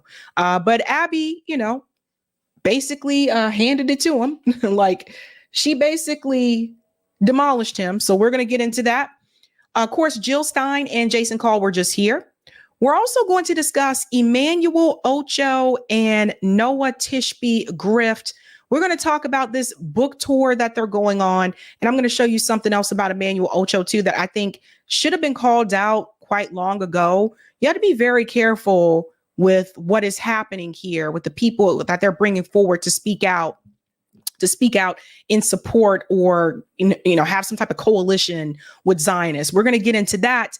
And last but not least, probably one of the craziest stories this week, Kathy Hochul cringe remarks. Kathy Hochul has made people angry. And I don't know if she can bounce back from this one. So let's get into this story about Emmanuel Acho and Noa Tishby. So Noa Tishby, you guys have seen her multiple times, discussed on the show before. She is a Zionist. She's been going on a number of outlets since October 7th. She's been recruiting certain types of people to align with her. And I noticed that they tend to look like me. They tend to look like me. She's basically just been rounding up, black faces to coalesce with her. And this is on purpose, right? So she's a former supermodel, Zionist. She has decided to co-write a book with Emmanuel Acho. Emmanuel Acho, he is a former NFL player. He started this show, or actually it's a YouTube segment called Conversations with a Black Man. And we'll get there. Hold up, we'll get there. we'll get there, right? And what he basically does is try to have conversations with people that typically you would not have conversations with, or you're told not to have conversations with, right? But I've noticed something about him as well. So they were actually on CNN recently. Of course, Dana Bash was the one to give them the spotlight here, also a Zionist. So keep in mind what you're getting into. Now, it appears that Emmanuel Acho has co-authored this book with Noa Tishby called Conversations with a Jew. Let's get into this. Joining me is Noa Tishby and Emmanuel Acho, who are continuing our conversation about this important new book that I'm holding up right now, Uncomfortable Conversations with a Jew. Emmanuel, this is maybe the sequel to your best-selling book, Uncomfortable Conversations with a Black Man. Why did you feel that it was important to do this at this time? And aside from kind of learning about the roots of anti-Semitism, what did you learn that surprised you? Yeah, Dana. He decided to do this. Hold up. Before he answers, he decided to do this at this time because he saw he could make money off of it. There you go. That's it. You decided to co-write this book at this point in time after October 7th because you decided to make money off of it. Some of us have been talking about this conflict way before October 7th. Some of us talked about this way before October 7th. And we weren't making any money off of it. I know I sure as hell wasn't. That's why he decided to co-write this book. He also had Noa Tishby on his show, Conversations with a Black Man. Now, to give him credit, he had a conversation with a Palestinian woman as well. But I'm going to show you something that he did that I noticed. Because when it came time to sit down and co-write a book and decide he was going to make some money, he decided to write the book with Noah, with the Zionist, not with the Palestinian woman. Because obviously he knew this is a way I can make some more money. This is what this is about, ladies and gentlemen. This is what this is really about. Well, the importance for me, first and foremost, was is we can fight much more powerfully if we fight together against hate, against oppression, against marginalization, against injustice, rather than black people fighting black people, Israelis fighting Palestinians. Is there a way that we can identify the common enemy and fight against the common enemy? I often realize that. Pause. I want you to hear what he just said. Pay attention to the type of propaganda that he's preaching, right? Now, it starts off sounding innocent. Listen. Yeah, Dana, well, the importance for me, first and foremost, is we can fight much more powerfully if we fight together against hate, against oppression, against marginalization, against injustice. We can be more effective if we fight together against hate, oppression. Okay. So she's not oppressed. Do you guys see what the problem is here? Noa Tishby is not oppressed. You can have hatred that is done towards you and against you, but that doesn't mean that your particular group is oppressed. Think about that. So pay attention. Listen to this part. Rather than black people fighting black people, Israeli. I'm sorry, what was that? Rather than black people fighting black people. Do you see what Emmanuel Acho is doing? Who else makes that talking point? Okay. And we'll get into his background too, and then you'll understand why he's making the statements that he's making, because that actually is important. Fighting Palestinians. Is there a way that we can identify the common enemy and fight against the common enemy? I often realize that we're fighting in silos, black people for black people, women for women, LGBTQ, we're fighting in silos. So why can't we find a way to fight together? And I realize the rise in anti-Semitism, as Noah will tell you, a little over a year ago, Dana, and I said, you know what? Let me lend my voice. Let me lend my platform. Yeah. Pause. He said, let me lend my voice and my platform because he saw he could make some money. Let's just keep it real. Now, Emmanuel Acho was telling you, why don't we just all come together and fight together and not fight in silos? Okay, come together and fight against who? Who are we fighting against, Emmanuel? Somebody in the chat, let me know. Because the answer to that question is that you should be fighting back against the oligarchs. If you're trying to build some type of a class movement, you should fight back against the oligarchs. But he doesn't tell you who we're fighting back against. He just says, let's just all come together and not fight in these individual silos. Come together with who? Fight against who? Let's go on. I mean, I've talked to Rabbi Sharon Brous, who I'm sure you both know. She's a very well-regarded rabbi based out of Los Angeles. And what she says is that you can't separate racism when it comes to anti-Black racism from what she actually calls racism, or at least anti-Semitism rooted in racism. I know, Noah, that's a controversial question about whether or not anti-Semitism is actually racism. But her point is that white supremacy, if you just look at that, it shows itself in modern times as against blacks. But if you look at the roots of that, it's against Jews. Listen to the BS that we're hearing here, right? Okay. Do you guys see the problem with this conversation? Do you see why people like Emmanuel Acho are problematic when they align with this type of BS? Dana Bash is not oppressed. Noa Tishby is not oppressed. The Palestinian people are oppressed. Black people are oppressed. Indigenous people in this country are oppressed. So do you see how they are trying to make themselves sound more oppressed than the groups that actually are oppressed? What systems in this country are designed in such a way that prevent Dana Bash from getting a leg up? What systems? Is it the criminal justice system? Nope. Criminal justice system is designed against Black people. We're the ones that benefit the least from the criminal justice system. Is it the education system? No. Remember, public education schools are based on property taxes. Think about these things, folks. So what systemic issues in this particular country are designed in such a way that Dana Bash and Noa Tishby would be oppressed? I'll wait. Okay, let's go on. Well, this is one of the reasons that we wanted to do this book together, because it's always been no Blacks, no Jews allowed. So we've always been discriminated against together. So I do sometimes use the term anti-Jewish racism when I describe anti-Semitism, although I'm not backing down from anti-Semitism. It's a word that was invented for Jews only, and we're keeping it.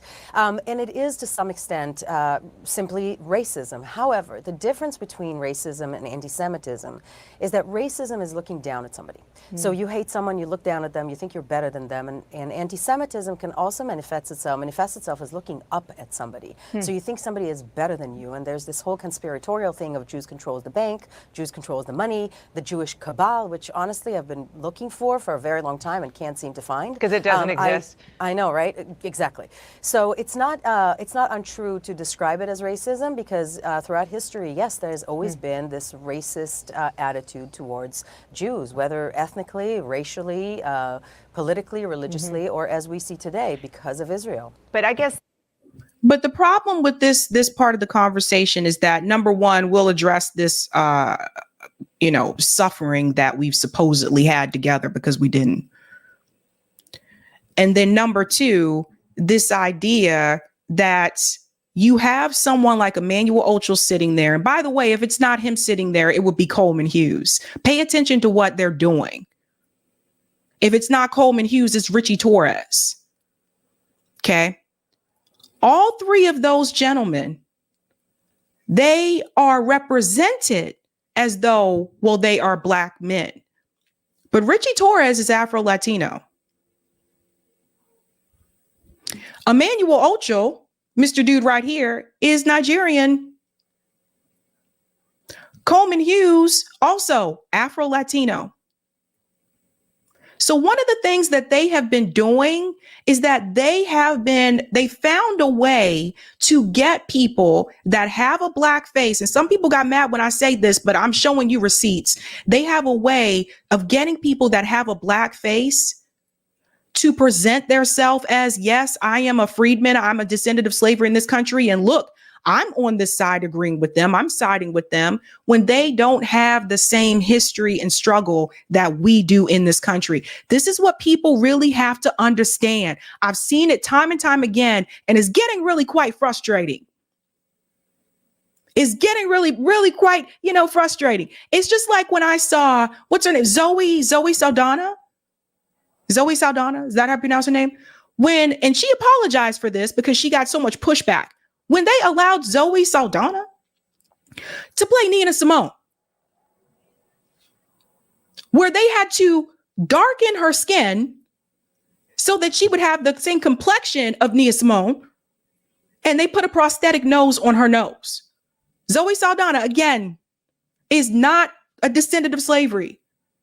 So do you see what has been happening, ladies and gentlemen? This is on purpose. And this is no hate towards those people. This is no hate towards international people. I love all people. That being said, we have to be very careful about who the media, and also our government and the entertainment industry is choosing to put out there to represent descendants of slavery in this country that are not descendants of slavery. This is very important for people to understand. So Emmanuel Acho, this conversation that they're talking about, his family does not have the same history of suffering and oppression that my family does. And people need to understand that. His parents were doctors from Nigeria. They came here willingly. They don't have this same type of. Let's continue on the video. We'll get to that part. Emmanuel, the point that you're trying to make here is, regardless of the label or what you call it, hate is hate. And it's important for groups who are the subject of the hate and are on the receiving end of the hate to come together and work together. No doubt about it. And I think, Dana, if we're being honest with ourselves, a part of the problem is that we are trying to project our Western ideologies of simplification of black-white onto thousands of years of nuance in the Middle East. And as a result, we are trying to digest, or if you can better understand this analogy, we're trying to put different things into a blender so that we can better digest it here in America and in the Western world, where it's not meant to be digested in that manner because you will lose way too much nuance. And so if you No, Emmanuel, we're not trying to do that. Those of us that actually studied the history about what has happened in the Middle East, those of us who have interviewed scholars that have written about this their whole lives, people who have been there, those of us who have listened to journalists that have been there on the ground in Gaza and in Israel, like Abby Martin, like Max Blumenthal, we are not trying to sit here and paint things as black and white. We know the creation of Israel. We know how it started. We know what it is about. We know that the Palestinian people are being oppressed. We know that those people have been removed from their homes in the West Bank, and they're still being removed from their homes. We're not trying to do that. You're trying to do that. We'll go on a little bit more here. simplify things as to say, well, Jewish people are white. And in America, black people and white people have tension. So Jewish people and black people have tension, then you will fall way too short. And that is where I believe as a society we have gone to, is just oversimplifying very tough dynamics, which Noa and I try to simplify in a manner that doesn't negate the reality. Yeah, and never. No, we're going to talk about the reality, and this is where the class piece comes into play. Yeah, I get you, Saul. Saul said he don't speak for, I totally get you. This is where the class element comes into play. Because those of us that did not grow up from a pretty, well-to-do financial background, we know that even when you put the race piece aside, when it comes to the class issue, many of us did not have the type of opportunities and, privilege that Emmanuel Acho had. Because see, that's the thing. Most of us, I'm pretty sure most of you watching went to public school, K through 12, at least. We don't have the same experience. It's easy for him to say that when you grow up in such a way where when your family came to this country, there are certain laws that are in place in this country that actually help you. They help you, but they don't help Black Americans that were born in this country. I'm talking about getting loans, whether it's a business loan, whether it's a loan for a home, whether it's, just trying to get any type of equity established. You have to understand, Emmanuel, that when your parents came to this country, there are certain laws that are established in the United States that actually help them, but it does not help those of us who are Black people that were born and raised in this country. Now, that's the class perspective. So we're not all going to be on the same level. There are many people that are probably watching, and you can probably tell me yourself, how many of you that grew up in a poor or working class neighborhood, how many of you can look back at that neighborhood when you were growing up and say that that neighborhood was diverse? How many of you? There's a reason for that. There's a reason for that. When you look at white flight, you have to remember this is when white people left the cities and they moved to the suburbs. And there were actual banks. Banks would not give loans to Black people so that they could actually get homes in the suburbs as well. So all the Black people, a lot of them were still left in the cities. Now, when white people left the cities and they moved to the suburbs, guess what? They took their wealth with them. So when you have public schools that are funded based on property taxes, now all the Black kids are left at the schools that are now underfunded. But see, Emmanuel, when you don't grow up with that, when you have parents that were already at that establishment, they were already doctors. They came here. You don't have that background. Your parents don't have that background. My parents do. My grandparents do. So when your parents came here, they see every opportunity in the world is opened up for them. And I'm not saying they shouldn't have those opportunities. But what I am saying is for the rest of us, our families did not have those opportunities. And we were born and raised here. And that is a problem. So it's easy to sit back and say, let's just all come together with everybody that has had hate, towards them or against them. But what Emmanuel has to understand is that when it gets to the economics, when it gets to the financial base, you'll see that even some of those other groups that have had hate against them, that's when they don't want to cross that line. Mind the fact that the majority, Noah, correct me if I'm wrong, I think even the majority of Jews globally are people of color. And that's a whole, go ahead. Do you want to say something about that? Yeah. So you see what's happening now? Here we go with people of color. Do you guys see this? Now everybody can be included under people of color. See how they're expanding that now? One of the reasons why Bill Ackman was against DEI at Harvard University was not even really about Claudine Gay. He was against it because the DEI programs did not include Jewish people. That's why he was against it. Why is it that every time there is something, you can point to affirmative action, because even affirmative action will show you that when it comes to employment, that affirmative action actually benefited white women more. This is what happens when you include other people for a program that was specifically supposed to help Black people. Once you added women to affirmative action, that actually benefited white women more. That's what people don't get. And when I say that, I'm not saying that Black people did not benefit from affirmative action at all. What I am saying, if you look at the data, the group that actually benefited from the most has been white women. Now you hear Dana Bash talking about other groups that are now people of color. You see how that works? This is why we don't have anything specifically for us.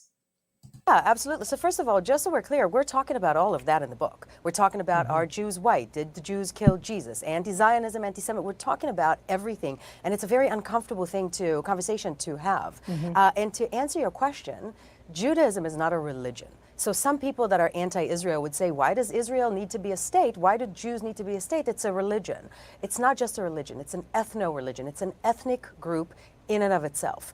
And so to that point right there, when she says that it's not just a religion, it's an ethnic group within itself, then that just points to what I've been saying all along, which is that they are trying to ethnically cleanse the land.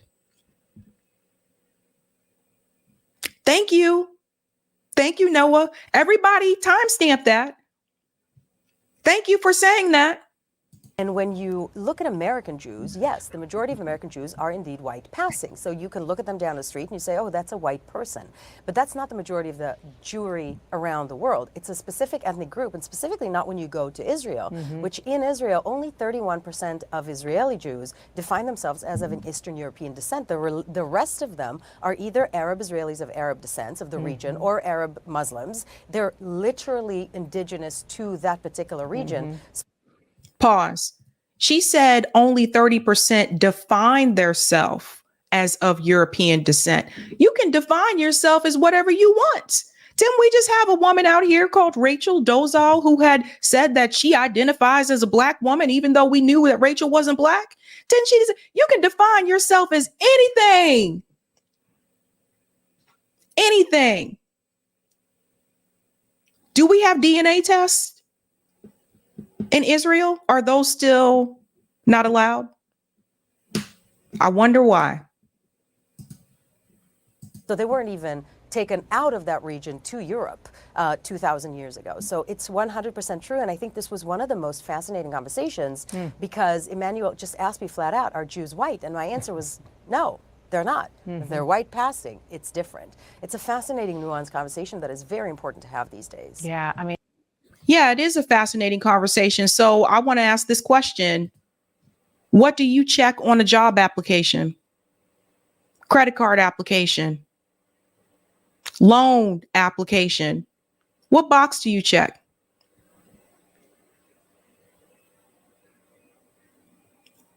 You see the problem? This is a big problem. You cannot sit up here and tell me this woman is trying to make you believe that she has endured the same type of oppression as Black people in this country. You got to get, then you didn't want to even go that far. If you wanted to stick to the Middle East, we're supposed to believe that she has endured the same amount of oppression that's happened to the Palestinian people. Who is in power in Israel?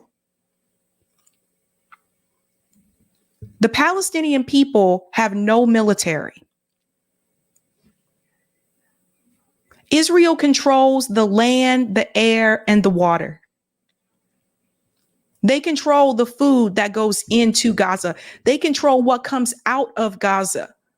They actually get to make the decision whether or not a Palestinian that lives in Gaza is able to get medical treatment at a hospital in Israel. And in order for that to happen, from what I understand, you have to be seriously ill. So there are people that are cancer patients. Like Israel decides whether or not they can come into the hospital and get that treatment. Everybody's a person of color now. You see how this is going? Now, the problem with Emmanuel Acho, like I said, he interviewed Noa Tishby on his channel, but he also interviewed a Palestinian woman too, which I thought that was cool. I was like, great. He talked to both sides. But listen to what she says, because this interview happened 6 months ago. So I want you to hear what she says to him, and I want you to think about what he just said on CNN. So let's dive into this. Her name is Noa Tishby. This video was 6 months ago. Listen to this little piece right here. For a better future. Your issue or the Palestinian issue is not with Jewish people. Never has been. Never has been. There are Palestinian Jews. Why would we have any problem with Jewish people? I would claim that it's a problem with Zionism. How can both Jewish people and... Stop. So again, he sat here and had this conversation with a Palestinian woman. And what did she just say to him? She said, we've never had a problem. The problem is not with Jewish people. She said, the problem is with Zionism. The follow-up question, he doesn't even go into, well, can we talk a little bit about Zionism? I watched the whole interview. He doesn't bring it up. He doesn't even ask. But then you go and you write this book with Noa Tishby and you out here going on all these different talk shows promoting this book. Like, do you see the problem, people? All right, so listen to this part. Palestinian people have the right to self-determination. Well, one of the ways that I've described it is that we have to understand that we have the right to all belong to this land, but not necessarily to be masters upon this land. So let me put this question back to you. Pause. So she just said to him, we have the right to be on the land, but not to be masters of the land. And he sat right there while Dana and Noah basically sat there and tried to say that they are oppressed in so many ways, shapes, or forms, and people of color. After he had this interview with Noa, who explained to him that no one should be a master of the land, you have to be sitting there like some type of fool, because you knew damn well that Israel is in power And you go on to CNN and you pretend like all of a sudden this is not an issue. And you write this book with Noa, knowing what this woman told you. I don't see the book with the Palestinian woman.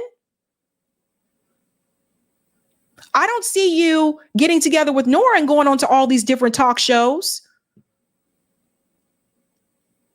So that goes to show you this is the Emmanuel Acho, Noa Tishby grift, ladies and gentlemen. They found ways to make a book. They found ways to promote that book and to make some more money. That is what this is about. This last piece right here. What do we do if that's the condition? What I'm told as a Palestinian by people who think, well, that's too bad. We needed to create a homeland for Jews, and you're sacrificed in history. You cannot extinguish a people's thirst for freedom. Do you believe one can both be a Zionist and be a lover of Palestinian people? How? Not according to me, but Zionism has basically defined even the most liberal forms of Zionism. Believe that the majority of Palestinians who have been removed from their homeland and are now exiled as refugees cannot return. Palestinians have literally, since 1968, said that they want to establish a single state for Jews, Muslims, and Christians. There's a lot of dissent. And we'll pause there, because what I wanted to point out to you is this. So she just explained to him that you can't. She's like, how can we coexist with Zionists when that is a form of supremacy? But then after this conversation, he goes and co-writes a book with a Zionist. And then he appears on CNN saying, why can't all of us just come together and have these conversations? As if he totally forgot what Nora said to him in this interview. Emmanuel Acho is not fooling me. He might be fooling some people, but he is not fooling me. And I'll show you something else I noticed too. If you go to his channel, my heart was broken when I became aware of. Hold up. Watch this. Let me show you what he's doing. So uncomfortable conversations, right? So the two interviews that he did, there's the interview there with Nora. Okay. And then there's the interview with Noa Tishby. So you'll see the interview with Noa Tishby is here. That was 6 months ago. And then there's the interview with Nora, which was also 6 months ago. So Israel and Palestine. So he talked to both sides. However, if you go up to the top of his channel where you get to put your featured video, all of us that have YouTube channels, we have this option to put a featured video. He chose to put the video of the interview that he had with Noa Tishby, not the interview that he had with the Palestinian woman, with Nora. Chose to feature the video of the interview with the woman that he co-authored the book with. Why am I not surprised? He tries to pretend like, I guess he's in the middle and he wants these sides to come together. But if somebody sits there and they tell you that this is a form of supremacy, and then you co-write the book with the person who believes in this type of supremacy and tries to downplay it and say that they don't, and then you come onto CNN to pretend like, oh, let's just all get together, whatever. This is a grift. So what you have to see when we look at Emmanuel Acho, let's go in a little bit bigger here so people can read this. So look at this, because I want you to understand why we're not the same. We don't have the same things happening here. Listen, Acho is Nigerian American and was born in Dallas to Igbo immigrants, Dr. Sonny and Christy Acho from Nigeria. He has 3 siblings. The entire family has been involved in African missionary work since the children were young, and the parents are on the board of directors of the Living Hope Christian Ministries and its Operation Hope, which provides medical services in Nigeria. Sonny Acho has also served as a pastor to the Living Hope Bible Fellowship Church and as a mental health professional in North Dallas. All of that is great. They're doing great things. But what people have to understand is that Emmanuel Acho, it is easier for him to have that type of position and to have that way of thinking when he does not come from the same type of history that people like my family come from in this country. And oftentimes, what I have seen, and people can take this however they want, but oftentimes what I have seen, it seems like to me that people like Emmanuel, some of the other groups, they are more willing to align themselves and to be accepted by white America than they are to be accepted by Black Americans. And that's from my damn lived experience. This is a game that Noa Tishby has been playing. She just loves using Black folk. Look at this one. Shout out to Bill Baker. She loves using Black folk. One is looking for acceptance and the other for shekels. So this is Richie Torres with Noa Tishby. We all know Richie Torres is a Zionist. He's a fraud. He ran and said he was a progressive. We all know this guy is just, he's a fraud, bought and paid for. He gets a lot of money from AIPAC. So here she is with, why are you with all the Black faces here, Noah? If you're not with Richie Torres, then it's Emmanuel Acho. Coleman Hughes will probably be next. You were with Tiffany Haddish. Why is she with all the Black faces? Do you guys see what's happening? So here is Richie Torres kissing her ass. At the end of the day, we share so many things. We share an origin story of exodus and slavery. We share being a marginalized community for so long. We share the history of standing side by side with one another. I'm Congressman Richie. Pause. So here we go. We share so much in common. We share so much in common in reference to our history. Well, let me ask you a question. Did descendants, since she brought up slavery, did descendants of slavery get reparations? No, we didn't. Because for one group, there was repair. And for my people, there wasn't. So I'm not sure how much we share. Never forget that. So here's Richie Torres. And I'm here with the incomparable Noa Tishby, who is my inspiration. I proudly call myself a Noa Tishby Democrat. And we're here to celebrate Noah's book, Uncomfortable Conversations with the Jew.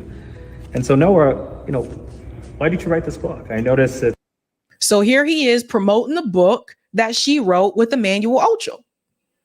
It's done in partnership with Emmanuel? Yeah, Emmanuel Acho.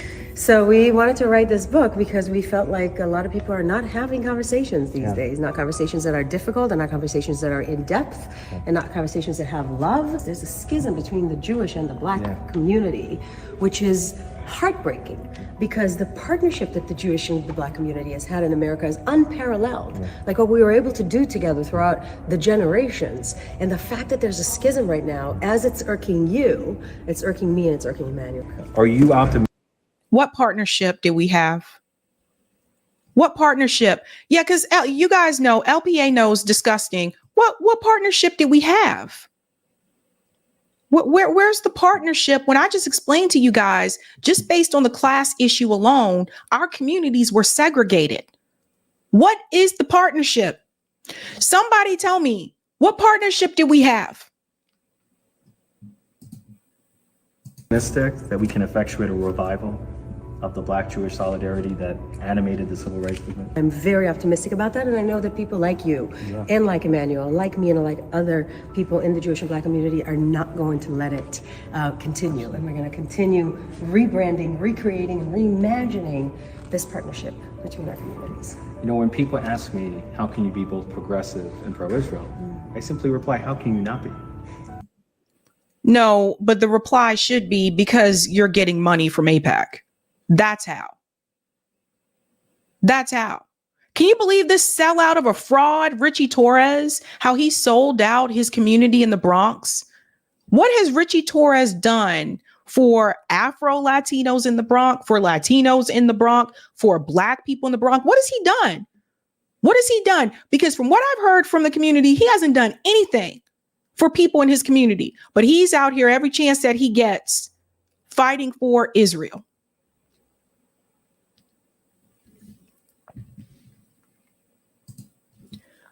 We have Black faces being used to preach a narrative and to basically recruit other Black faces to coalesce with that same narrative. The only problem is that you notice with this as well is that a lot of the people that they are pointing to and they are saying are Black are not Black Americans. But you don't know that a lot of times unless they tell you. This is a problem. This is a big problem. And honestly, Emmanuel Acho should be ashamed of himself. Go to some of the comments here in the chat. Oh, Damon said, sorry, Sabby, this is straight bullshit. Yeah, it's so obvious what is happening and what they're doing. It's ridiculous. Let's go to the comments here. Thank you, Sparky. Kamala may not be a descendant of slaves, but at least she is a descendant of slave owners. I don't even know where anybody ever seen Kamala's dad? Has anyone ever seen Kamala's dad? I've never seen a picture and I don't know. I don't know what's going on with there. Cynical, thank you. Acting like Arabic people aren't Semitic as well is really annoying, especially in this year of 2024. Do they really think we can't Google? Exactly. Thank you, Sparky. In the US in the 1960s and 70s, South Asians like Indians and Pakistanis were considered white people and are classified by anthropologists as Caucasian.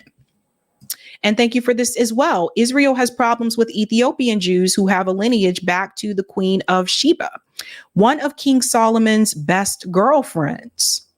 Yeah, there were Ethiopian Jewish women that were sterilized against their will. In fact, if you Google that, you can still find that Guardian article. This was reported a couple of years ago. They were sterilized against their will because the government, they were trying to prevent them from reproducing. Jay says, dude is going where the money are. And thank you, Child of God. Black Boule, trashing Black people's legacy since 1963. All right, let me get the comment on Rockfin. This next story is a doozy. Thank you so much, Skip. Thank you so much for the $2 tip, Skip. Thank you. All right. If you have not had a chance to do so, smash that like button. If you're new, don't forget to like, sub, and share. We got to be careful out there, folks. I'm telling you, they trying all little tricks here, all little tricks. Okay. Speaking of tricks, we're going to get to this crazy, crazy statement from Governor Kathy Hochul. So, Jesus, Kathy Hochul made a statement. And a lot of people are calling her out on this one. Now, she has issued an apology, but I don't buy it. I just think that this is who Kathy Hochul really is. I think this is exactly what came out of her mouth, as some may call it word vomit. I think that's exactly what Kathy Hochul, thinks. So let's go into this clip here. So at the 2024 Global Conference, Kathy Hochul made a statement about Black kids in the Bronx. And this is just why, I was just like, oh my God, how tone deaf can you be? Now, before you see her statement, I want you to notice over here in the right corner, you'll see there's an interpreter. Notice the interpreter is Black. Listen to this. To follow, because right now we have, young Black kids growing up in the Bronx who don't even know what the word computer is. They don't know. They don't know these things. And I want the world open up to all of them, because when you have their diverse voices innovating solutions through technology, then you're really addressing society's broader challenges. To follow, because right now we have, young Black kids growing up in the Bronx who don't even know what the word computer is. So apparently, according to Governor Hochul, young Black kids in the Bronx don't know what the word computer is. You know, I'm willing to bet, Governor Hochul, I'm willing to bet those kids in the Bronx can probably run circles around you in reference to technology. I'm pretty sure there are technological tools that they know how to use that you probably don't know how to use. The younger kids are usually hip to these things before the older people are. It's just the reality. What are you talking about? The same young kids that are on social media? What do you think? A smartphone is basically a small computer. The young kids who play people video games online, that are playing Final Fantasy online with other people, and they're on Discord and stuff at the same time, they don't know what a computer is. Let's talk about it, folks. The young kids on Snapchat, the young kids on TikTok, they don't know what a computer is. You see, this is what Kathy Hochul really believes. This is what she thinks about those kids. This is not just a racial issue. This is a class issue. This is classism from Governor Hochul. Because see, this is how people, like, you get into certain, class bubbles. This is how they think about people that are not a part of their class in general. She would probably say the same thing about white kids in a trailer park in Kentucky. This is what she believes. They're not educated enough to know what the word computer is or what a computer is. See how they look down on people that are not a part of the same social or elite bubble as them? Now, she's not going to live that one down. Now, she did apologize. She did apologize because so many people came after her. And I'm talking about politicians came after the statement that she made. And I want people to realize it doesn't matter if you're a Republican or a Democrat. Everybody seeing this now with Kathy Hochul, who's a Democrat. So it's easy to point to conservatives and say, this is what they think about Black people. This is what white conservatives think about Black people. How many people are pointing at white liberals who think the same way? And those of us who live in these liberal enclaves or progressive enclaves, we're used to this. We've seen white liberals have this same type of behavior. This is why I've said before, I said, no, don't get it twisted.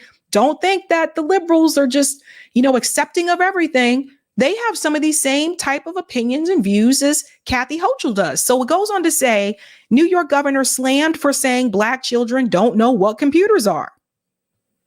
And I want to tell you her statement here. Oh my God. Ms. Hochul later said that she misspoke and regrets it. She was at the Milken Institute Global Conference on Monday to discuss New York's artificial intelligence initiative. She goes on to say here, where are we? Hold on. Ms. Hochul released a statement to media later on Monday amid criticism of her comments, saying she misspoke and regret it. So she said, I misspoke and I regret it. Of course, Black children in the Bronx know what computers are. The problem is that they too often lack access to technology needed to get on track to high-paying jobs and in emerging industries like AI. Yeah, but you know where that comes from? Lack of access. That means that you're at an underfunded, under-resourced school. You know why those schools are underfunded and under-resourced? Because the public schools are paid for by property taxes. So maybe Governor Hochul, if you were pushing towards some type of education, I don't want to say reform, I want to say overhaul.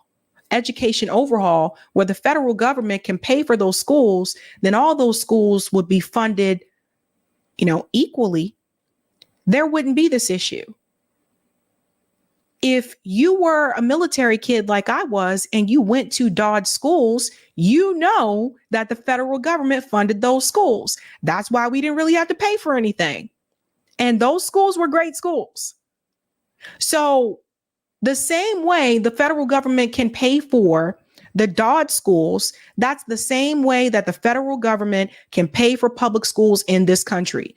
You shouldn't have to be a part of the military industrial complex for your kids to be able to receive a decent education.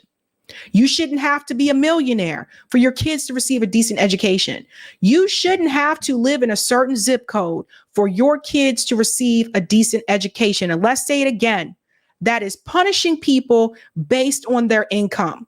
That is punishing kids for being poor. That is punishing kids for coming from a working class family. And that is wrong. And more people need to speak out about that. Now, that being said, kiss-ass Mayor Adams is defending Kathy Hochul. Mr. Cop himself is defending Kathy Hochul. Well, you know he's a whole sellout, right? I don't know why people in New York voted for this guy. If you live in New York and you voted for him, please explain why. Please explain why. I won't bite your head off, I promise. Just please explain why.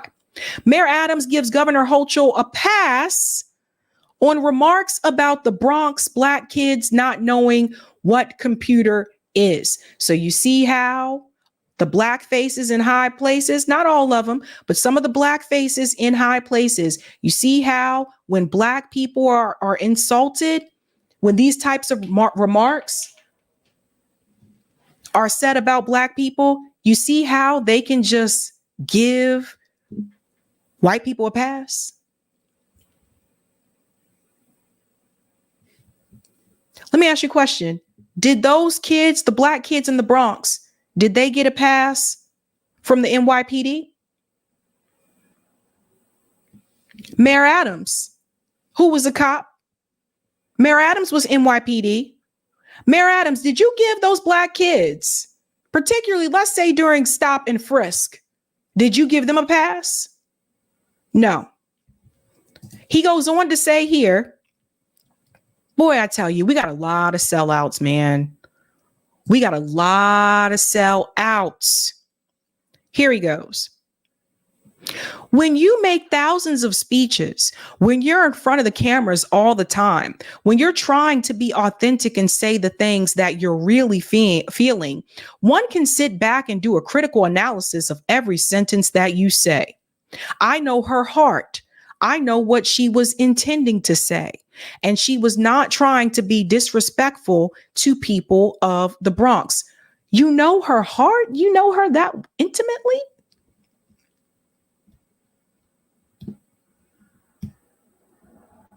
See how a lot of the people that are black faces in high places, you see how they run cover for when white people in high places make these types of remarks or exhibit this type of behavior? You see how they come to run cover for them?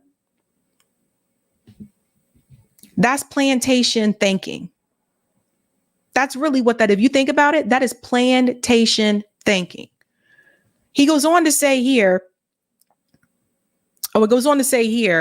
a day earlier when Hochul said we have young black kids growing up in the Bronx, they know these things are, yada, yada.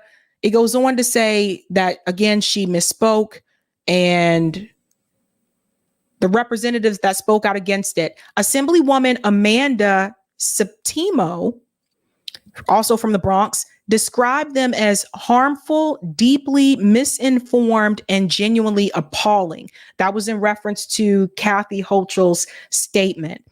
Repeating harmful stereotypes about one of the most underserved communities while failing to acknowledge the state's consistent institutional neglect only perpetuates systems of abuse.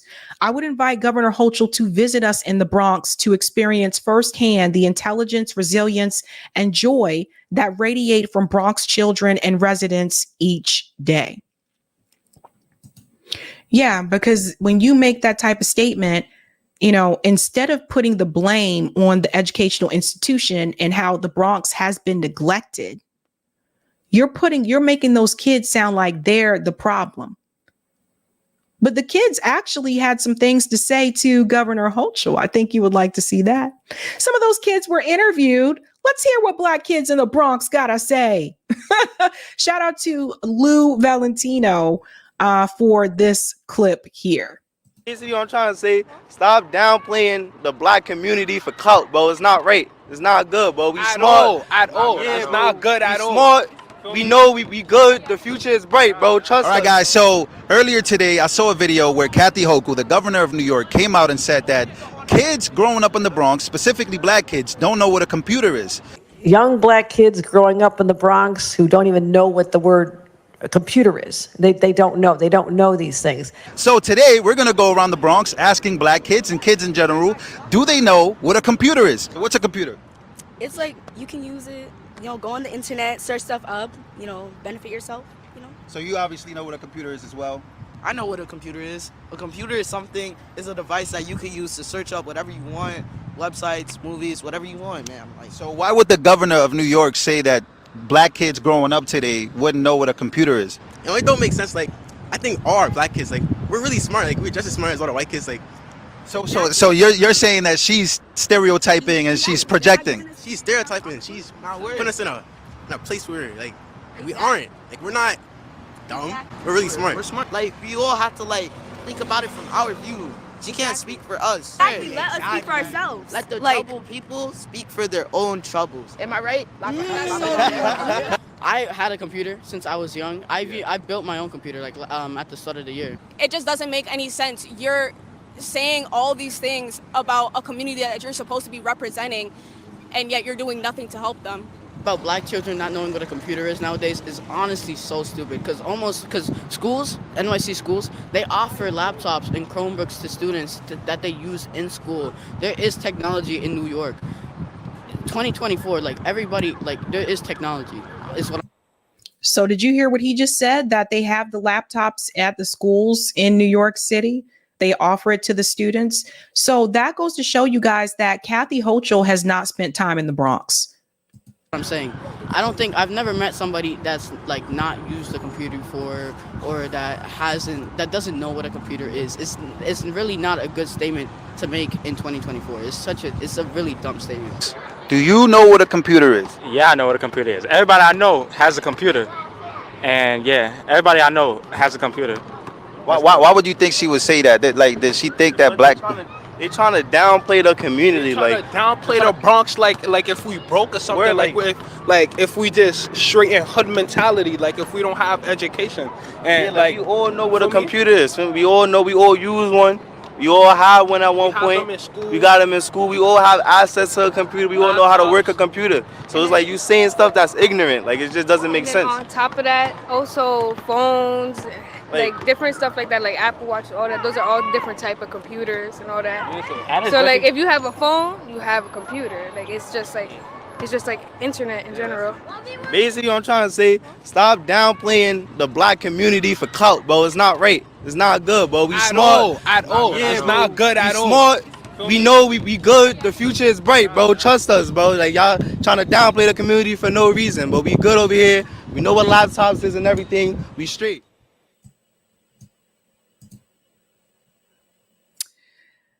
Professor Fernandez teaches at Boston University. Went to math and science school in the Bronx. You have to test into it. Professor Fernandez grew up in the Bronx, Kathy Hochul. He was very smart as a kid. Hence why he was sent to the math and science school in the Bronx and then became a professor at Boston University. Check yourself. Let's go to some of the comments in the chat. Thank you, Sparky says, great work, Sabby. You're welcome. Thank you, Super Seamster. Sabby always teaching, RBN for life, Bakersfield, California. Where is Bakersfield? Is that more Southern California? Or I'm not familiar with. JB says, we don't even know what the word computer is. Worse than black kids are just as smart as white kids. Yeah, Joe Biden said that one. Thank you, Kuznetsky. You totally see through the power structures programming, Sabby. I do. I do. Thank you, Punish Media. Idea, a woman on the street in the Bronx. Let's ask those kids what a computer is. Tia said, I would love for those kids to type up / make videos making fun of her for that statement. Yeah, buddy. Thank you, Sparky. Sabby and Scott Ritter both went to Dodd schools. Yep. They were at least 2 years ahead of even the best U.S. public schools. It's interesting. I didn't realize that until we came back to the States, particularly in my algebra class. And I was just like, didn't I learn this already? You know, that kind of thing. But again, the government paid for those schools. ACAB says these kids are smarter than the governor, right? And thank you, Jay. This is why we Black people need to ditch the Democratic Party. We've given our loyalty and votes for generations, and they still think of us as simpletons. I agree with you 100%. I left the Democratic Party, registered independent in the House. What?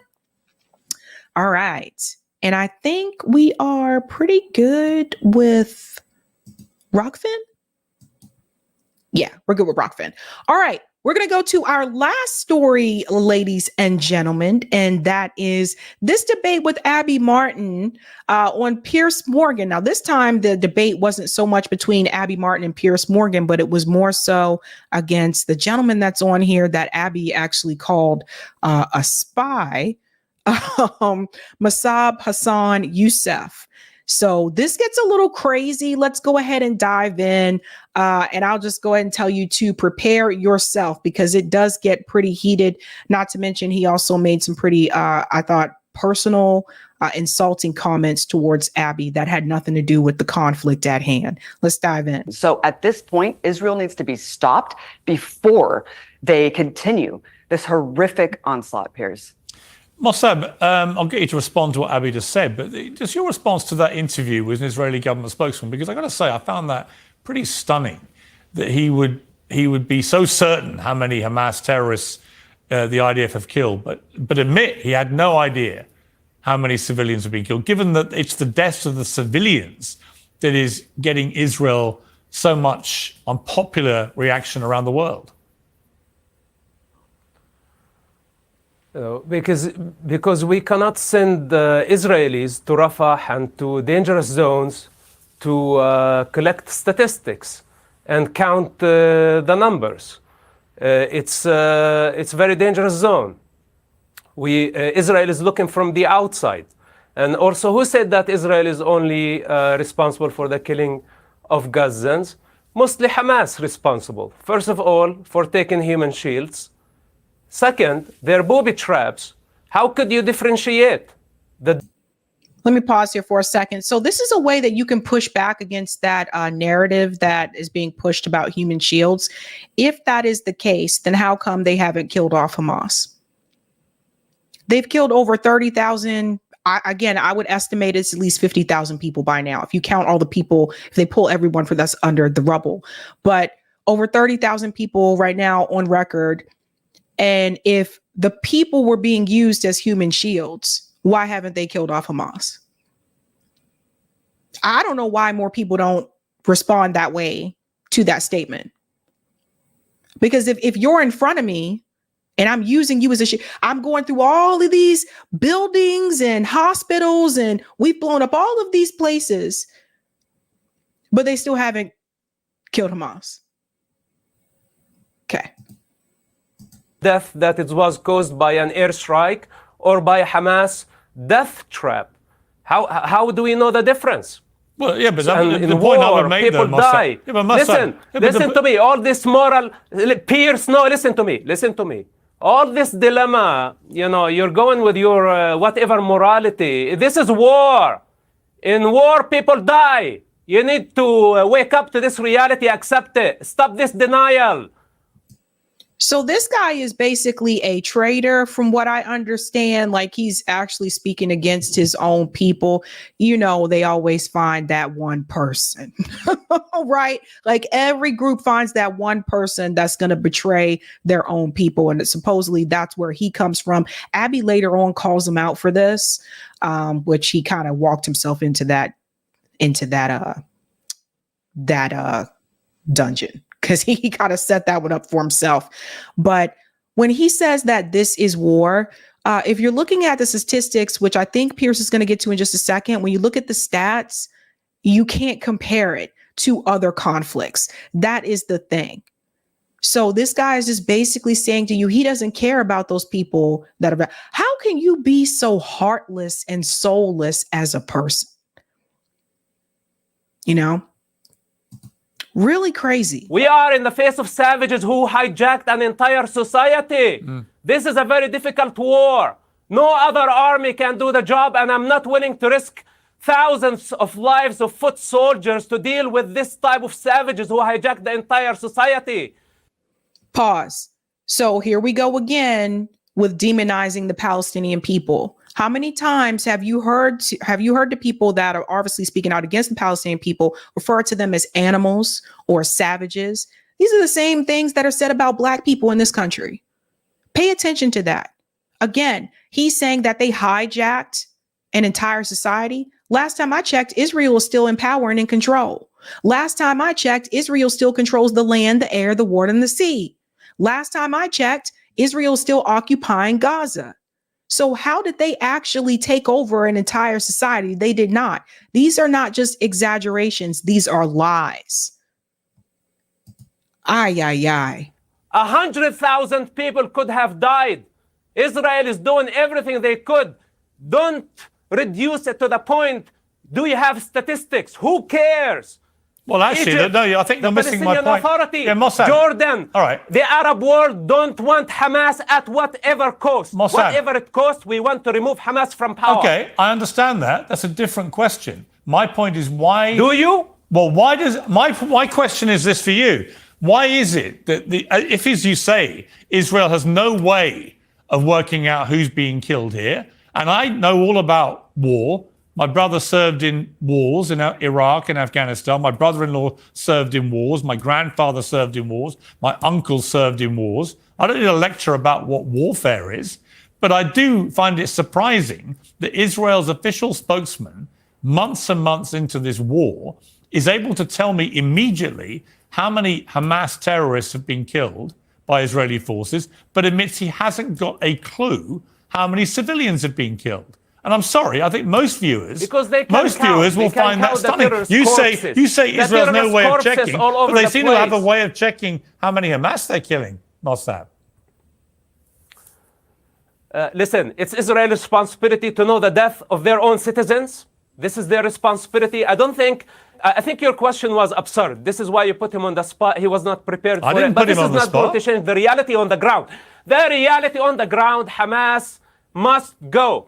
The only side want Hamas to stay is the Iranian Ayatollah, and for some stupid reason, Karen in America wants Hamas to stay. But do you guys hear what he just said? So he said that Karen in America wants Hamas to stay. He doesn't even know the definition of a Karen. A Karen does not want Hamas to stay. You know, he doesn't even know what that really means. So he's just saying just random things now. Also, if you're not afraid of what the data is going to reveal, then why are you so opposed to looking at the data? He said it doesn't matter. Who cares? Right. You're just supposed to believe the Israeli government's word. You're not supposed to actually look at data. Where I come from, numbers mean something. Where I come from, data means something. So what is he afraid of? The Arab world, let me tell you something. Jordan, Egypt, Saudi Arabia, the majority of the Arab world. We are Arabs. I am Arab. We are not Palestinians. We don't want Hamas. We don't want Islam. We want Islamists out of power. Okay. It's as simple as that. All right. They have been killing Jewish and Arab children. Right. This is not your game. This is not her game. It's not about statistics. It's not a game. It's about doing the correct thing of removing Hamas from power. Mossad, end of the story. Let me interrupt, because you quoted Saudi Arabia in your rant there. So let me read you a statement from the Saudi Foreign Ministry. The Ministry of Foreign Affairs expresses the Kingdom of Saudi Arabia's warning of the dangers of the Israeli occupation forces targeting the city of Rafah as part of a systematic bloody campaign to storm all areas of Gaza Strip and displace its residents towards the unknown in light of a lack of safe zones after the massive destruction caused by the Israeli war machine. The ministry affirms the kingdom's categorical rejection of the occupation forces' continued blatant violations of international resolutions, calling for the cessation of these massacres and their violation of international law and international humanitarian law without deterrence, which exacerbates the humanitarian crisis and limits international peace efforts. The ministry renewed the kingdom's demand for the international community to intervene immediately to stop the genocide carried out by occupation forces against defenseless civilians in the occupied Palestinian territories. So when you say all Arabs agree with you, Mossad, actually they don't. That is the Saudi Foreign Ministry saying they want it to stop right now. But again, he doesn't like facts and data and analysis and graphs or numbers. Those things don't matter to him. As we speak, the intelligence services of the Arab world, all of them in a joint operation room with Israel to rid of Hamas. I don't care about some politician trying to make a political statement. It's false. The reality on the ground, we don't want Hamas. We don't want Islamists. We don't want this anarchy, this revolution without a moral compass. We don't want to globalize it. We don't want to bring it to the United States. The game is over. Hamas is out and their death warranty has been issued. Apparently, Hamas is not out because Israel has not captured them. You know, through all the bombing and strikes and ground invasions, they have not captured them. They also turned down the peace agreement that Hamas actually accepted so that Israel could get the hostages returned back to them. They didn't want that because, like I told you from day one, it was never about getting the hostages back. It was about them pushing the Palestinian people off that land, them capturing that land and the resources, and just going from there. That's what this is really about. If you cared so much about those hostages, you would have accepted some type of a peace, even if it's a temporary pause or whatever. You would have accepted that just to get the hostages back alone. But you don't care about those hostages. And I'm curious to know how many of those hostages have already died, not because they were attacked by Hamas, but because of starvation. You know, when Israel said we're not letting no food, and they tried to block off the humanitarian aid from getting into the people, they were blocking off humanitarian aid from getting to the hostages as well, not just the Palestinian people. It's a finished job. All right, and we are going into Rafah and we are going to eliminate every last one of them. Let me bring in Abby. Abby, you've been listening to this. I mean, fundamentally, I understand why Israel and Israelis want to eliminate Hamas completely, because this is a terror group who are wedded to the eradication of Israel and everybody in it. In fact, they have reiterated publicly through their official spokesman a desire to commit as many October the 7th as they can. So I completely understand why Israel wants to get rid of these terrorists. The question is, how do they do that without killing many, many more civilians? And as we saw from the Saudi statement, there are many Arab countries now in the region increasingly concerned that if there is a full attack on Rafah, which has 1.5 million people, a lot of civilians are going to die. Right, and you know, to your point before, I think the death toll is actually vastly undercounted, considering how we have not even began to excavate the bodies under the rubble. So I would say that the death toll is a vast undercount. As far as Mossab's point about Hamas, I think that, you know, Mossab is the Palestinian who hates Palestinians. He's developed a lucrative career being able to lie about basic facts about this conflict. And so when he says Palestinians or Hamas, what he really means is all Arabs and all Muslims. In fact, I've seen that plain as day in his social media and talks. He thinks that all Muslims are terrorists. And so, I mean, this is credited to the point that he is actually credited to jailing what is called the Mandela, the Palestinian Mandela. Marwan Barghouti. This is a guy who he put in prison 20 years ago, who was marching side by side with Israeli peace activists denouncing Hamas killing civilians.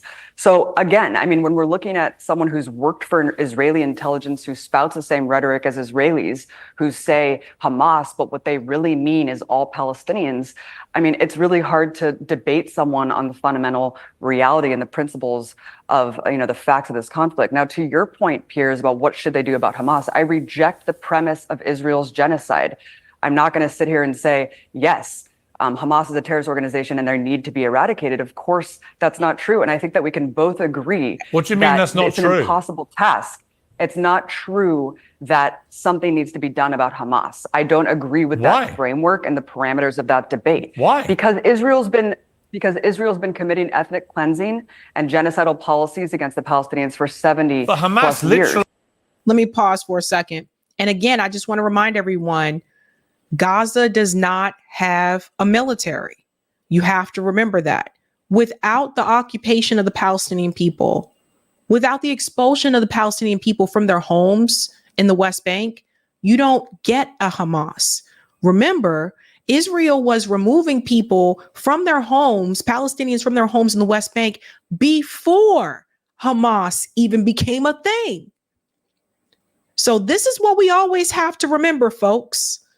Because I see a lot of people out there saying, oh, well, they implemented those things because of Hamas. Nah, bruh. You were already occupying people. You were already, expelling people from their homes before Hamas even existed. That's the dirty little secret. I guess not so much a secret anymore, but that was the dirty little secret that the Israeli government didn't want people to know. It has a charter. Yeah, but Abby, hang on. Hamas literally has a stated charter of the elimination of Israel. That is the purest personification of a publicly stated policy of genocide that's not I can imagine. That's not true. Their revised charter says that they actually recognize the existence of the Israeli state among 1967 borders. That's the revised charter, and they actually make a political differentiation between Zionism and Judaism. But Piers Morgan has been told this on this show multiple times, and he continues to repeat that same lie. That's when the their actual official charter spokesman, of Hamas. So you keep pointing to a random spokesperson. Yeah. Yeah, well, he's not random. He's the official spokesman for Hamas. And he said literally 2 weeks after October the 7th, we are going to do this again and again and again. That is an existential genocidal threat to the existence of everyone in Israel. Clearly. When a spokesman of an organization says something, that doesn't always represent the views of everyone that's a part of that organization. And I'm pretty sure any of you that have been a part of an organization or even a company that has spoken, they had a spokesperson and that person actually issued a statement. That doesn't mean that everyone agreed with it or everyone accepted it or approved it. So, but Piers Morgan knows this. He's well aware of that. This is just like, remember when we were talking about before about the mandates, when the Green Party released that statement about the mandates in reference to like the jab? Remember, that was like, what, 2 or 3 people? And they were basically issuing their statement, but the majority of the members did not agree with that. That was something that they went forward with on their own. And that was not the consensus of the party. So this is what I was saying about a spokesperson doesn't necessarily reflect the beliefs of the entire group. Said publicly on camera. He was brazen about it. Look, I think that when you're comparing one guy and his statement to literally dozens of genocidal statements. Okay, but look at the official spokespeople of Israel, Piers, and look at the actual genocide they're committing. You cannot compare the two. It's a complete false equivalency. One guy is saying one thing, the other dozens of Israeli ministers and cabinet officials and public media personas on TV are saying one thing and actually doing it on the ground. You would allow Hamas to stay in power? On the ground. It's not up to me, Piers. Hamas is representative of a large... You've been expressing many opinions. But here's the thing. What's your opinion? Marwan Barghouti is the most popular unifying figure in Palestinian society. He would resoundingly win in an election against Hamas. So what this is about, this isn't about Hamas. This is about eliminating every faction of Palestinian resistance, peaceful or not. It is not about Hamas. It's all about what Hamas did on October the 7th. But Piers, I think we both know it's not. Because what is the military occupation founded upon? When did Hamas come into power? We know that this isn't just about Hamas. What was Israel doing in the West Bank the year prior to October 7th? They killed 500 Palestinians, 80 children. Yep. This is ethnic cleansing. This is a military occupation. As long as you have these policies in place, you will never get to the root of the violence, Piers. All right. But Piers knows that. You guys, let's go to another part of this where Mossad dude goes even crazier in this segment. Piers knows that. Again, this is what Piers Morgan is paid to do. You know, he's paid to, he's supposed to be pro-Israel. He is not supposed to even take any part of the side of the Palestinian people. And if it hadn't been for all the protests that happened, I don't even think he would be having some of these people on to have this discussion. Listen to this part, though. This is where dude goes crazy. Well, this is Abi's desperate attempt to discredit me. I'm a man of the field. I fought against Hamas as part of legitimate intelligence organization, against savage group that were targeting civilians in suicide bombing attacks, waves of suicide bombing attacks that they killed people indiscriminately. So Abi today want me for some reason to apologize for saving human life because my truth challenges her convenient truth. Abby does not have the authority. She's just a self-appointed low-grade journalist. How can you be a journalist and you call this a genocide, ethnic cleansing? And she just keep repeating ethnic cleansing, genocide, colonialism, etc. None of it is real, including Palestine. It's only in your head. None of it is existential. Palestine was never born. Pause. We'll come back. This guy is just repeating lie after lie. So we do have to just go ahead and show you this part right here. He says Palestine was never born, right? So look. This is the disappearing Palestine map, right? Look at this. 1946, 1947 UN plan. Right. So this is where there starts to become the creation of Israel. 1949 to 1967, you can see less and less of Palestine, right? Starts to disappear. And then you go to 2012 and you see here's Gaza here and you have the West Bank. So, right. But according to him, there was never no such thing. OK. All right. If you go here real quick. After World War I, the League of Nations placed Palestine, formerly part of the Ottoman Empire, under a British administration that supported the creation of a Jewish national home there. Did you hear what they said right from the beginning? Palestine. They placed Palestine. Okay? Read the letter that is written to dear Lord Rothschild. His Majesty government view with favor the establishment in Palestine of a national home for the Jewish people. But according to Crazy Eyes over there, there was never no such thing. So you see how just lie after lie after lie after lie. People, guys, that video is on the United Nations website. Right there on the UN website. So there's that. Let's go back to Crazy Eyes and let him finish this discussion. This is crazy. I've just never seen someone just lie so much. How can you free it? It was never there. It's just a colonial entity.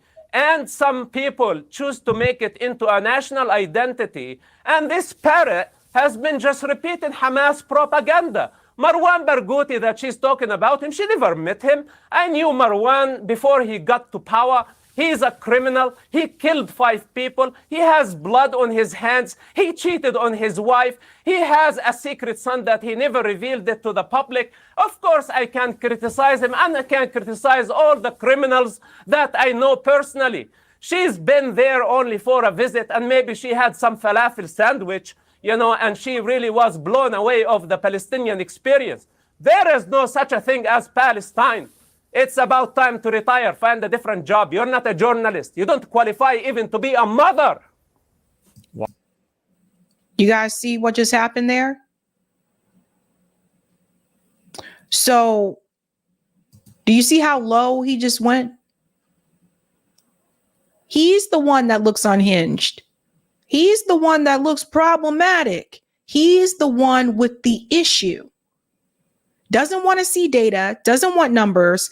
This guy is basically, he's like a paid actor. That's what this is. But apparently also a spy. Wow. Abby. Masab, you know, it's usually a public figure. If they were caught lying about half the things that they said, they would be completely discredited and never allowed airtime.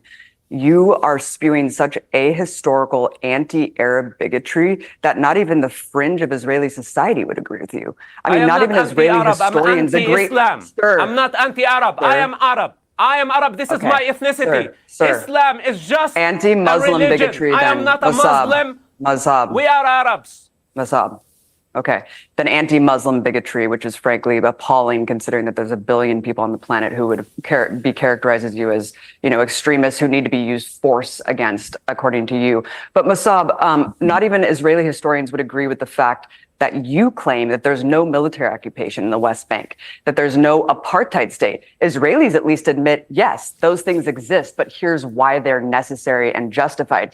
They don't even agree with you. You're so fringe that I don't even know where you're coming from. I mean, so again, if we can't even agree with the basic facts of the conflict and the reality in front of our eyes, I don't know how we can really even discuss this. Yeah, because you don't qualify. Well, I think It's the as belittling simple her as that. credentials. Listen, Well, everyone's entitled to an opinion. Pierce, best case scenario, if there is an occupation, it's between Israel and Jordan, or it's between Israel and Egypt. Because it was not an occupation of a country called Palestine. There was never Palestine in history. This is. You hear this, guys? What did I just show you? Didn't I just show you that Palestine existed in history? Didn't you just see the letter that was written to Lord Rothschild that the land will be Palestine? Like, right? Didn't you just see all this stuff with the map? So you see how he just continuing to lie? It's not an absurd statement. It's reality. Palestine never existed. It was not a country. It was not a nation. It's not an ethnic group. We are Arabs. We are the Arabs of Judea and Samaria. And when I was born, like millions of Palestinians, we had Jordanian birth certificate. Didn't he just say there's no such thing as Palestinians? But then he goes on to say, when I was born, like many Palestinians. So he acknowledges that they are Palestinians. You know, he just showed himself right. The people of Gaza were Egyptian with Egyptian birth certificate. There was no Palestine. Yasser Arafat created this entity and everybody believed him. And this lie must die. This is why I don't like what Abby and her likes doing by trying to delegitimize Israel. She's trying to discredit me. Who gave you the authority? How dare you? You are a I'm a spy. son of that region. You're I'm a spy child of for that Israeli conflict. intelligence, You Masab. don't. It is not funny. It's not funny. Your tale, It's your not false funny at narrative all. need to It's- stop because it's you not are funny at all, creating chaos. Masab. Listen, Abby, you are bringing Masab, you're chaos to the very- United States and you will be held accountable. You are just a criminal like them. Sure. Okay. Was that a threat? You guys know what's on video is on video. Did he just threaten her? Because that's what it kind of seemed like. Masab, you can't be taken seriously and you're not legitimate because you are literally, you have I worked don't for care if Israeli you take me intelligence to out seriously your or own not. people. But listen, Sooner but or Masab, later you can't discredit realize. my reality as well. You can't discredit my reality as well. I was in the West Bank. I had assault rifles Then pointed at my head from a 17-year-old Don't dare you American try from to Palo discredit Alto. Me. That's an occupation. You are in my domain Masab. right That's now. a military occupation. Okay, you are in my domain. When you come to my domain, you have to pay respect. You have to respect all the effort that I put to save human lives, and you cannot reduce that into some propaganda because why it's on not. earth would I It's not respect you about for Israel. putting It's the about leader of Fatah, Masab? You put the most unifying, popular Palestinian figure. You are credited to putting him in prison. This is someone who would win an election against Hamas. He is a peace activist. He was fighting for a two-state solution. This isn't about Hamas, and you know it. This is about you shutting down, tamping down on all factions of Palestinian society. And let's be clear, what is Palestine supposed to do? What are Palestinians supposed to do when in 2018, thousands of Palestinians in Gaza marched peacefully to this fortified perimeter fence that Israeli snipers have authorized themselves to shoot to kill? And that's exactly what they did. They massacred over 200 peaceful demonstrators, medics, press, journalists, clearly marked press, disabled people in wheelchairs, and children. These are all violations of international law in the Geneva Convention. Israeli snipers perched up behind sand dunes picked people off one by one in a methodical slaughter over the course of several months. That's when Palestinians tried to peacefully protest. So I think the question should be, what should Palestinians do? Because they're not even allowed to advocate for their legal rights. They're not even allowed to raise up a Palestinian flag. I visited a place called Sabastia in the occupied West Bank, and Palestinians were shot and in the hospital for simply erecting a Palestinian flag on a hilltop several days prior. This is the brutal reality of military occupation in the West Bank, Masab. I mean, I want the violence to end. I empathize with the victims of both sides of this. And that's why I want to get to the root of the conflict. Yes, I don't go out there and say Jews can't be trusted like you say about Muslims. I empathize with all civilian life. I believe and cherish the sanctity of human life. And that's why I want to get to the root of why violence occurs, Masab. So, let me ask Mossab a let me just pause here for just a second. So, you know, Abby has way more integrity than this guy can ever have, like in his whole body. She probably has that amount of integrity in like her pinky. Basically, long story short, this dude was a snitch. Long story short, a spy against his own people. He turned on his own people. This guy can't be trusted. His words can't be believed. He's lied multiple times throughout this conversation. I think we have a couple more minutes to go here left. Question. Do you agree with the principle that Palestinians should be entitled to exactly the same human rights as Israelis? Listen. The suffering of the Arabians, again, stop calling them Palestinians. They are not Palestinians. See? Do you see how he exposes himself? Stop calling them Palestinians. They're not Palestinians. But he himself, just a couple of minutes ago, referred to them as Palestinians. This is him trying to erase the culture, the history of the people. When he tells you not to call them Palestinians, that is to erase their existence. Get that, guys? That's to erase the existence. When he talks about this, he's trying to make it pretend like the culture does not exist. This is what he wants to get through to people's heads. And if you say that to just enough people and you say it enough, if people don't look up the information for themselves, they'll believe that to be true. Now, he wants you to believe this stuff never existed. There's a Palestinian flag. There were Palestinian passports. But this guy is lying, saying there was never such a thing. It never existed. That is to discredit the Palestinian people and also to erase their existence, if not physically, erase it from your mind. So mentally and physically. This is why they slaughtered all the journalists. This is why over 100 journalists have been killed. This is why they banned Al Jazeera offices in Jerusalem and they shut those down, because too much information about what Israel was doing was getting out and they had a problem with it. This is why the ADL went after TikTok. They wanted to silence the source of information because they don't want people to know the truth. This guy is a liar and he's paid to be a liar. This is what they do. Think it can't happen? There were infiltrators in the Black Panthers, boo. There were infiltrators in the Black Panthers that were paid by the FBI to infiltrate and turn on their own people. It happens to other groups as well. And it's obvious who this guy is. I could only take so much of him. I'm sorry. It was tough. I've watched that twice. It was tough. Yikes. But I think that Abby handled herself very well, and she was very composed, and he was the one who came out looking crazy. Yes, that's right, Leah. That's how they got Fred Hampton. Absolutely. There you go. Mm-hmm.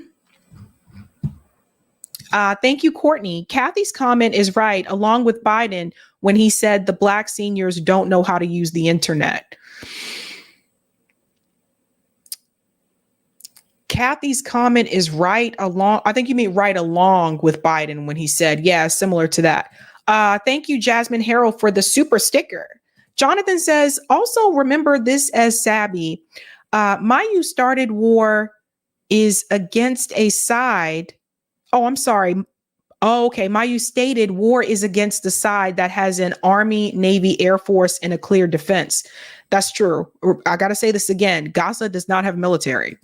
Thank you, Courtney. Sadly, there's more Black sellout politicians on the Democratic side than the Republicans, and this hardly ever gets called out. That's true.